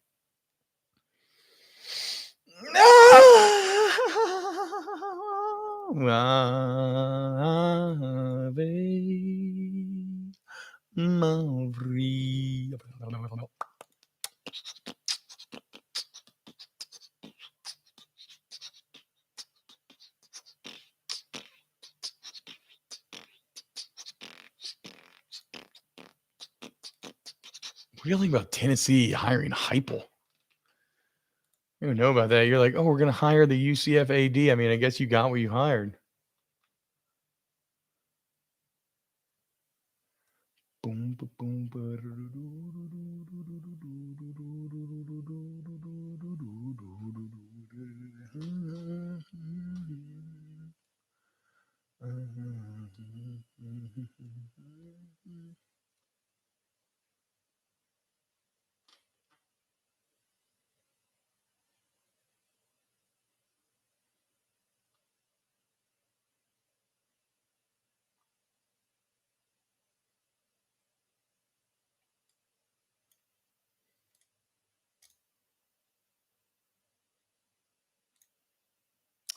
okay, I'm going to get some of your comments in a second. Sorry, I'm trying to keep up with all this stock stuff. I'll just wait till after the show.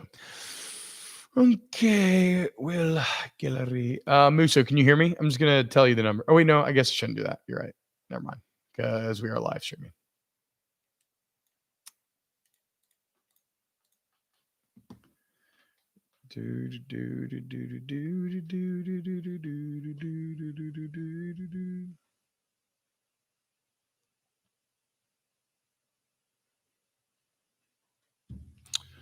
All right, let's get to some of these comments up in chat. Imagine what's ever looked like in Sean Payton offense. Absolutely. Music says Jordan Love is replacing Rodgers. No way, dude. Rodgers is not. Rodgers is not leaving Green Bay. He's not. The front office said that. Oh, that's right. Justice for Jordy. Carson Palmer retired and didn't play for the Raiders. Rodgers ain't leaving, man. I think the Packers need to deal with Jordan Love. Like, why did you use a first round pick on him if you're not going to play him? You can still get value out of him. Just admit that you were wrong to do it and move on. Bernard Hinault says, T-Bob, that strong-ass offer almost lost last night. As well, are you going to be an elite coach or just an elite recruiter? I mean, for now, he looks like just an elite recruiter, but I mean, it's college sports, right? Recruiting is 80% of the battle. You know what makes you look like a much more elite coach when you have really badass players. Like, ironically, yeah, Wade's weakest part may be the on-the-bench coaching, but that's fine. I feel like you can hire guys. You can improve that. What it's tough to do is teach you how to become beast recruiters. And also a weird point of criticism about almost losing last night, because they didn't lose. They won by double digits, and they held Texas A&M from scoring for the last 9 minutes. I'm not saying they're Alabama. I don't think they're Alabama. But I think people are also probably I think people are course correcting a little too far the negative direction after what was a horrible week. Like, they're not as bad as they looked last week. Michael Thomas needs to go, says Randall Alfred. Son, why would you get rid of Michael Thomas when you need a new quarterback? Like, if it's what you have to put in the deal to get a Matt Stafford, sure, but I don't think any side would think that makes sense. Like, I'm not going to get rid of my quarterback to welcome in an elite wide receiver, and I'm not going to get rid of my elite wide receiver to welcome in a quarterback. Wow, Brandon Reed says they moved up in the first round to get Jordan Love. That's even worse. I did not remember that. Sheesh. Should the Saints go get Jordan Love? That's interesting. Music. Had not thought about that. Something to think about. Certainly, the thing that I'm a little worried about, Love, though, is, I mean, the fact that this cat did not dress out, right? First round quarterbacks are thrown into the mix all the time. We see it all the time. The fact that Love did not even dress out this year, for the most part, makes me concerned about how he's actually translating to the NFL. And granted, whatever, you need to give these things time, and time is something that we give less and less of nowadays. I mean, when you got guys like Herbert and Burrow running in and looking, great off the bat, it is what it is. But I'd be worried about giving up too much for Jordan Love is my point. OTB, OT, with T-Bob Hebert, ESPN Baton Rouge, New Orleans, Alexandria. Welcome back, OTB-OT. T-Bob and Musso hanging out with you today. Missing Danny. I'm sure he's out cougar hunting somewhere. Good luck on the hunt, Danny. Keep your head down. Clear eyes, full heart, can't lose. Right now, it is my pleasure to welcome in Will Guillory, covers the New Orleans Pelicans for The Athletic, does incredible work. One of my favorite, actually my favorite Pelicans piece that I've read in the last few weeks is him sitting down with Seth Partnow, who does analytics for the New Orleans Pelicans, and them kind of looking at this Pelicans team and the juxtaposition of one guy who is interpreting this Pelicans team solely through analytics and numbers, and then Will, who is sitting there and, this guy who watches the team inside and out and knows him very intimately. And so seeing that conversation, I think, created some fascinating insight into what this team is, into the value of some of these players and how they fit within this team. So definitely go check that out on The Athletic. Will, what's up, man? Thank you so much for joining us this morning. No, I appreciate you for having me and the kind words as well. And I can never be mad when we get a Friday Night Lights reference in there too. So it's all good. There we go, dude. We're rolling. Okay, how about this? So the reason why the Pelicans are in the news cycle right now is not because of they're winning or anything, because unfortunately from 4-2 to 5-10, it's kind of been a disaster. But Shams on The Athletic and many others saying that the Pelicans' phones are ringing because people are interested in JJ Redick. They're interested in Lonzo Ball. What are the latest in terms of what the trade rumors are and what other teams are calling David Griffin looking for? Yeah, I mean, anytime you're in a position where the Pelicans are at the bottom of the standings, I think people are going to start ringing your phone and seeing what's going on with your guys.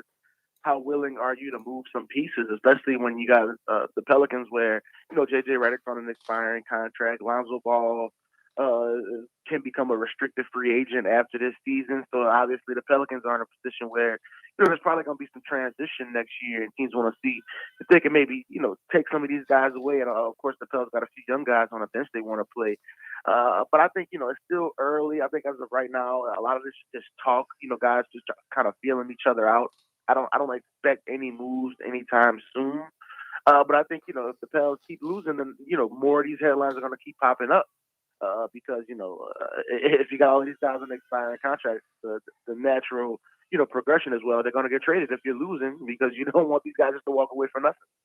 Yeah, so the Lonzo Ball piece of this is interesting to me because JJ is what it is, right? I mean, he's in a horrible slump, but I think most people give him the benefit of the doubt that long term he would get it back. And then, like, you're defending JJ, you're still not going to leave him open. You're gonna so he creates like spacing, right? Lonzo.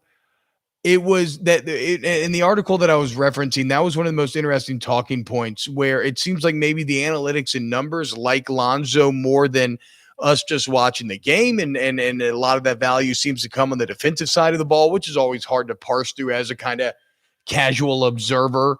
But yeah, what do you think the value of Lonzo is to this team right now? Like, is it just a situation where for some teams, he would really work because of those defensive skills, but he's just not a fit here because the Pelicans need shooting around Zion and Steven Adams and Brandon Ingram, and he's just not bringing that to the table? Yeah, I think it's really unfortunate for Lonzo because when you say, they need shooting and he doesn't provide it. I mean, last year, Lonzo was a really good shooter. I know. 39% on catch and shoot threes. I mean, he had that stretch from January to March where he was close to 40% a game from three, and had a couple games where he hit 7 threes in one game. I mean, it's crazy to see how much he's fallen off, and I think I think the Pels still like what Lonzo can bring to this team if he starts to gain his confidence back on offense. But the facts are, I mean, he's been really bad offensively this year. There's no other way to put it. I think, his role, with the ball has decreased a little bit the more that we've seen Zion and BI take on that role as the lead ball handlers on the offense. So I think, it's been a tough transition for him. And then when the shots aren't falling, it's even more tough. But I think with Lonzo, his future is in question because, like I said, he's a restricted free agent. Of course, you got the young rookie Kyra Lewis waiting there on the bench. And I think, it's probably fair to say that some of this is probably in his head a little bit at this point. He's dealt with some injuries. And, you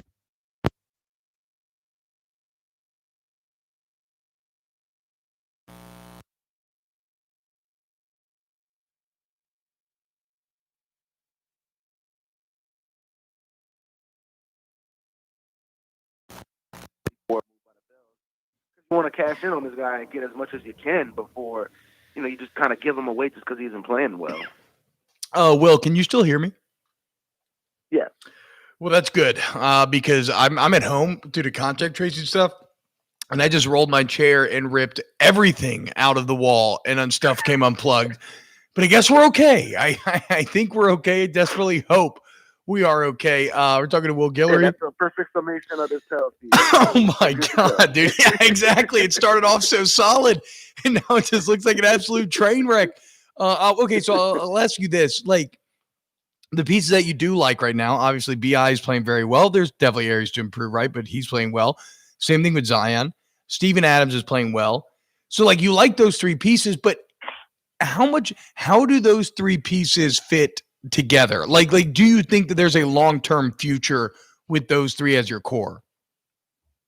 Yeah, I mean, I'm not necessarily as against the Zion Steven Adams fit as a lot of people are. I think at this point in his career, Zion needs a guy like Steven Adams who can help him on the defensive end, who can help him on the defensive boards. I think we've already seen BI and Steven Adams develop a really good chemistry in pick and roll situations. And we know, Steven Adams is a really smart player. He can pass out of that pick and roll. He can finish off of one dribble. I think, he's fitting really well with this team. And I think part of that is because he's fit really well with the two stars. But I think part of the issue is that you can only really play, I don't want to say only one style, but you're very limited in what you can do when you have those three guys on the court. And I think the big issue with the Pels is that they don't really have any versatility in that front court. You thought Nicole O'Malley was going to be a guy who could spread the floor for you, hit some threes. I mean, he's been even worse than JJ and Lonzo this year when it comes to shooting. Yeah. So he's out of the rotation right now. Jackson Hayes is a young guy, does a lot of the same things as Steven Adams. And then Wenyen Gabriel, is MIA. We haven't seen him on the court at all. So I think, the big issue with the Pels is not necessarily that the Steven Adams thing isn't working, because I think it's worked really well. It's the fact that they can't do anything else. They don't have any other options.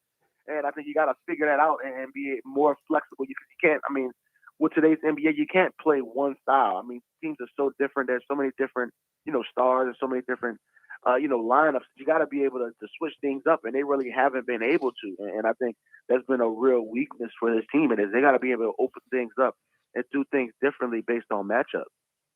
Talking to Will Guillory here on Off the Bench, 104.5 ESPN, youtube.com/1045 ESPN.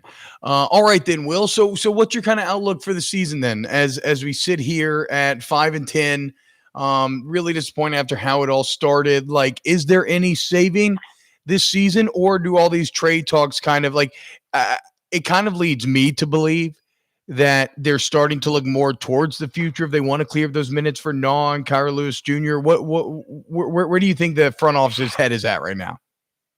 I don't necessarily agree quite yet, because, I mean, if we look back at David Griffin's tenure here, I think for the most part, of course, this team has been in trade rumors, whether it's been Anthony Davis, Drew Holiday, J.J. Redick. You can go down the list. But I think for the most part, when you see this team pull the trigger on trades, it's deals that we didn't see coming. It's not stuff that's been out there. When you go, I mean, other than the AD trade, when you look at Drew Holiday trade, we didn't see Milwaukee coming at all. We were all talking Brooklyn, Miami, forever leading up to that, and Milwaukee kind of came out of nowhere. And I think that the Steven Adams thing kind of came out of nowhere, and we didn't see that coming. Yeah. So I think I don't think that the Pels have necessarily operated like that in the past, where they're putting these deals out in the public and they're making it known who's available, who they want to trade. So I'm not necessarily, leaning towards, well, they're ready to sell all these guys off. I think, I mean, it sounds simple and then it sounds stupid, but I think they're just waiting for these guys to start playing better. I think JJ Redick is going to start making shots. Lonzo Ball has to start making shots at some point, and I think that'll change things up. The confidence will be different. The system will look a lot better. But like I said before, I think if you're looking to just trade these guys off when they're playing the worst basketball of the season, I think that's a terrible way for any franchise to move. It's a good point. You're trying to get as much as possible for these players. So I think it's a simple solution, but you got to just figure out a way to get these guys to play better. And I think more importantly, we're talking about offense a lot. They got to start getting some stops. I mean, you bring Stan Van Gundy here to be a better defensive team, and they've been second worst team in the league defensively the past few weeks. And the only reason that's the case is because you can't get much worse than the Kings are doing right now. They're giving up 1/3 to everybody. I mean, anybody who wants a career high, go play the Kings right now. So I think you just got to get these guys to start executing better. You got to start making shots, and I think everybody in New Orleans got to start feeling better about themselves. But I think just trading people off, I think that's a bad solution, and I think it's going to, only make things worse. Okay, cool. So, see, I can always be a bit reactive, right? I especially with the Pelicans, I can get very kind of in my feelings, and then I just want to throw it all away. So, Will Guillory providing you a little hope that maybe this year has a bit more juice than you would think. What do you think about this? Avo Marzawani in the chat says that they didn't collapse at the end of the Pacers game. This season is totally different. That messed them up mentally. Yeah, I mean, I think, it's probably fair to say, I don't think just that one game, but the fact that they've lost so many close games, games where it felt like they were right there, I think that can weigh on a team, especially when, these games are coming every other night and there's like no, time to rest and no time to really practice and figure out what's going wrong. I think this season is just moving 100 miles per hour for a lot of these teams. And then, you got the restrictions of COVID and they're not able to go out and see people like they used to. So I think it's a lot for these guys to deal with. But again, I think really the big issue for this team is they got to start playing some defense. Stan Van Gundy wasn't brought here to, go score 120 a night like Alvin Gentry was doing. They're trying to get some stops. They're trying to build a new foundation here, a new culture. And that got to start with, getting some stops, and in particular at the end of games. And, that didn't happen against the Pacers. We remember that big rainbow three from Miles Turner at the top of the key. They got to stop those type of shots from happening. And I think everybody's going to start feeling better about themselves down here. Well, here's to hoping that takes place sooner rather than later. Will, you convinced me to keep riding, not to panic quite yet and move on towards the future just yet. So thank you for that this morning. Will Guillory, check out the articles I was talking about in The Athletic and really just all of Will's work in The Athletic. Thank you so much, Will. I appreciate you for having me. All right, take it easy, man. Okay, when we get back closing out the show next, you're on Off the Bench. OTB, OT. Hey, who's that guy that sounds like this? What kind of voice does he normally do? Whose voice is that? Hey, Musa. Why don't you just take your pants off and go over? No, not Phil Hartman. Whenever I think of Phil Hartman, I just think, oh, that's it, Patrick Warburton. That is whose voice it is. Is he the Tick? Am I wrong on that? Was he the Tick back in the day? Phil Hartman, I just think of his character and Jingle All the Way. And I've had my Turbo Man nestled safely under the tree.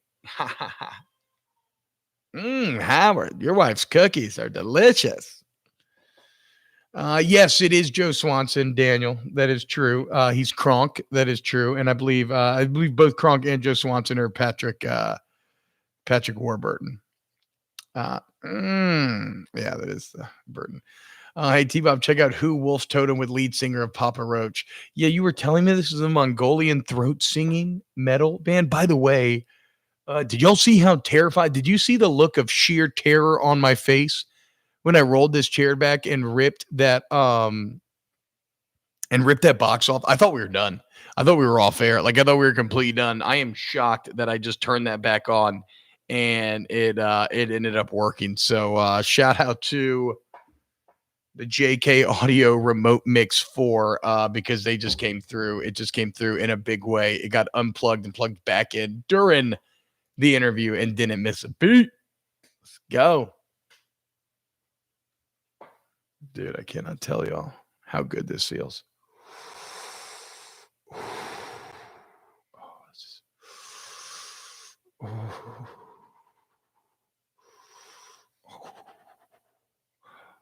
Queen A4. Oh.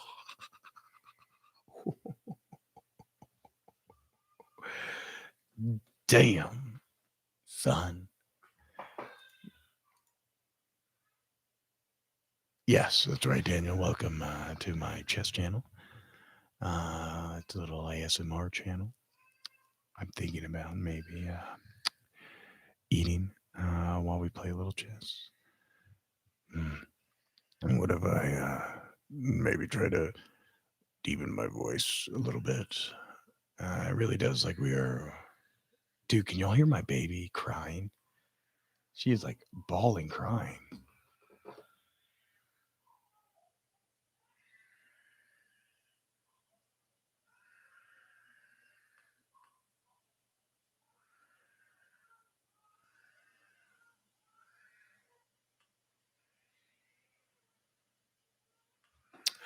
Yeah, I was interested to see that, Bilbo. This is an actual fisheye lens. This is not a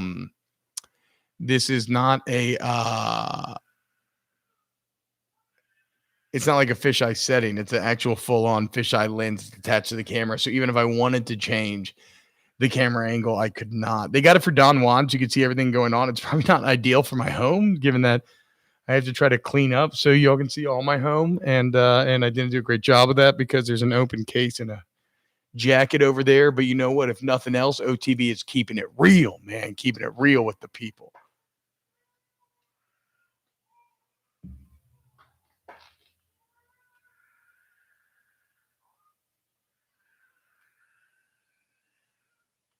What the fuck? Do you hear the baby?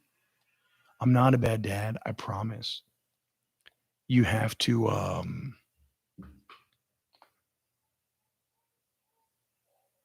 thank you, Reynard. You hear it? I know it's terrible, dude. And it's like I'm now trying to talk soft because I don't want her to.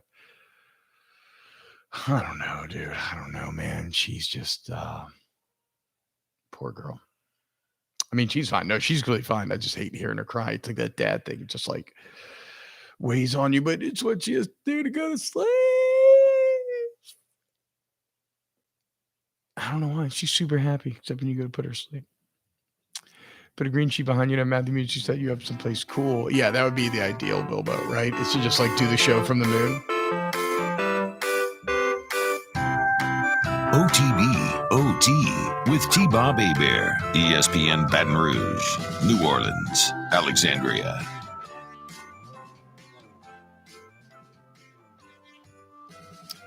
Hey, what's going on, y'all? Welcome back. Off the bench, OTB, OT, T-Bob, Musso, Danny. I'm used to saying that. Danny's not here, but T-Bob, Musso are hanging out with you. If you're listening to the commercial break, talked a little magnetic chest, did a little ASMR. You probably heard my baby daughter crying as she got put down for a nap. And look, this setting here on YouTube is better real. It's the fishbowl lens, which was originally purchased for Don Juan to catch the scene. Now that means that you get to see my home unfiltered and uncleaned with a crying baby in the background. If I don't know what could get more real than that. T-Bob, if you watch Warrior on HBO, and by the way, if you want to ask me any questions, ask the boys. You can do that right here. T-Bob, have you watched Warrior on HBO Max yet? It's the Bruce Lee writings. I've not. I'm down. I don't know. I don't really have a show right now. I've been watching a lot of YouTube chess is really it. I did watch WandaVision yesterday. I think there's something there. I think the first 3 episodes move a little slow, but like it's enough. It's 20 minutes once a week, 30 minutes. That's easy to commit to. So I'll see where WandaVision goes, even though I don't think that like in all of my nerd pillars that I'm into, I don't know that I think that Marvel is the highest one, right? Like I'm Lord of the Rings first, probably Star Wars second, Harry Potter third, and then Marvel checks in somewhere after that. T-Bob, The Expanse is pretty legit. I am very into, or I saw a couple episodes of The Expanse. I heard it was very good. It was very good in the episodes I watched. I think it's like too many seasons. So at this point, to maybe catch up. I did hear there's supposed to be a new Harry Potter show. I'm into that, I suppose. I mean, the movies did pretty damn good. Certainly there's stuff they left on the table. There was nothing left on the table worse than Harry Potter and the Half-Blood Prince, where the Battle of Hogwarts ends up being nothing more than like a covert raid with almost no battling. But I don't know what you do with the Harry Potter IP at this point. Really, and I think there may or may not be something like this in the work. I want a Harry Potter or anything like it, right? I want a Magic School video game, like a Bully, but in Hogwarts. Anything along those lines is what I'm into. Emil McClellan just realized HBO Max has a ton of animated Batman content. Warms my heart. It does, but what you should really watch on HBO Max is the Harley Quinn cartoon. Now, this is not for kids. It is rated R. There's a lot of cursing in it, but it is funny. And I am not a Harley Quinn fan. I have no idea how this movie ended up being as good or how this TV show ended up being as funny as it is, but like those 2 seasons are legitimately. And when somebody told me this, I did not believe them, but those 2 seasons are legitimately really good. All right. That's it for us today. We'll be back with more OTB de Casa edition. So just hang out with us for the rest of the week. Great job, Rick Cantu, Bo Wegman, Joseph Rodriguez setting me up back here. Great job, Matthew Musso holding it down back in the studio. Thank you to everybody who joined us today, everybody in the chat, like it, share it, all those things. Hang out for a few minutes afterwards. Y'all have a great day, and we will see you tomorrow.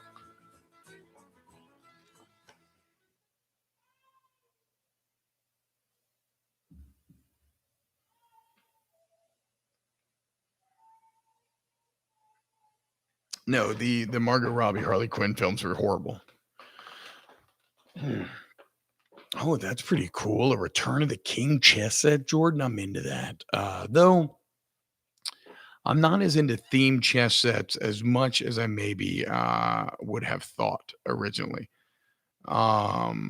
There's something about the classic chess set that I just love so much. Okay, what's going on with AMC? AMC's up to 16, boys. We're back. We're back, baby. Letterkenny's funny as hell. I've heard that. I've never seen Letterkenny. Alex, I agree with this. He says, kind of sucks how Harley Quinn and the Joker became the most cringe characters because of the fans. Yes, I think the other thing that falls in that is Rick and Morty. I love Rick and Morty. It was and is, but especially when it burst onto the scene, it was awesome, dude. It was like a very smart sci-fi comedy, and the fanhood just kind of ruined it. It became that thing where I think a lot of fans were like, oh, like you have to like I think Rick and Morty. Okay, so even I maybe felt trapped, right? Because I said it's very smart sci-fi comedy. Maybe high concept would be better, but like I think Rick and Morty fans are very dismissive of others' intelligence, and they think because they get some of the concepts from Rick and Morty that like surely nobody else does. But hey, it's a fucking cartoon, man. Like it's not that hard to understand. People get the concept, and so it led to this situation where I think like a lot of Rick and Morty fans are like, oh, you just don't get it. Like you just don't get it. No, some people get it and they just don't like it. But yeah, yeah, and exactly. And now it's like I'm smart because I watch this show. But Dan Harmon is awesome. The Harmontown D&D podcast is really good, though it's technically like D&D. They technically play Pathfinder. Music says Kong vs. Godzilla looks really good. Yeah, we'll see. We'll see. What is Chewy doing? Oh, he's probably running after. If he's outside, you already know that he's running after some squirrels back there. Also, it's muddy as hell, and so he's probably just loving his life, rolling around in the mud, making my life a living hell, making me freaking have to mop 24/7 front door. Oh, he's in the front door. I thought he was outside the front door. Oh, it's probably like a package or something. I probably need to do this. Survive. New rock stars explain so much of WandaVision and Scarlet Witch's impact in the next Marvel phase. Okay, I need to do that because I don't know what the hell is going on. And I was thinking about Marvel because like there's too much money to stop now. And what do you do? What do you do? Do you replace all the actors? I mean, I don't think you're going to be able to get away from guys like Steve Rogers and Tony Stark. Not for long, at least. Not if you want to keep this thing going ad nauseum. So, yeah, I don't know, dude. I don't know exactly how you look to handle it.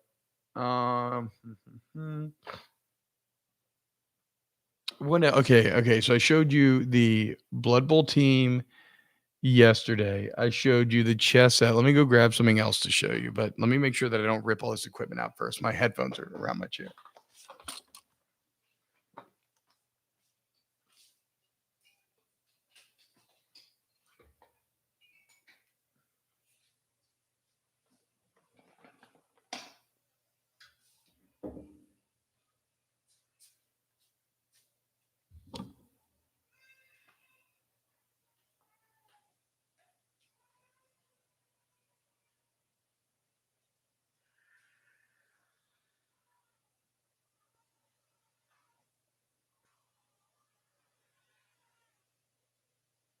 to Baton Rouge. This hour is brought to you by Spencer Callahan Injury.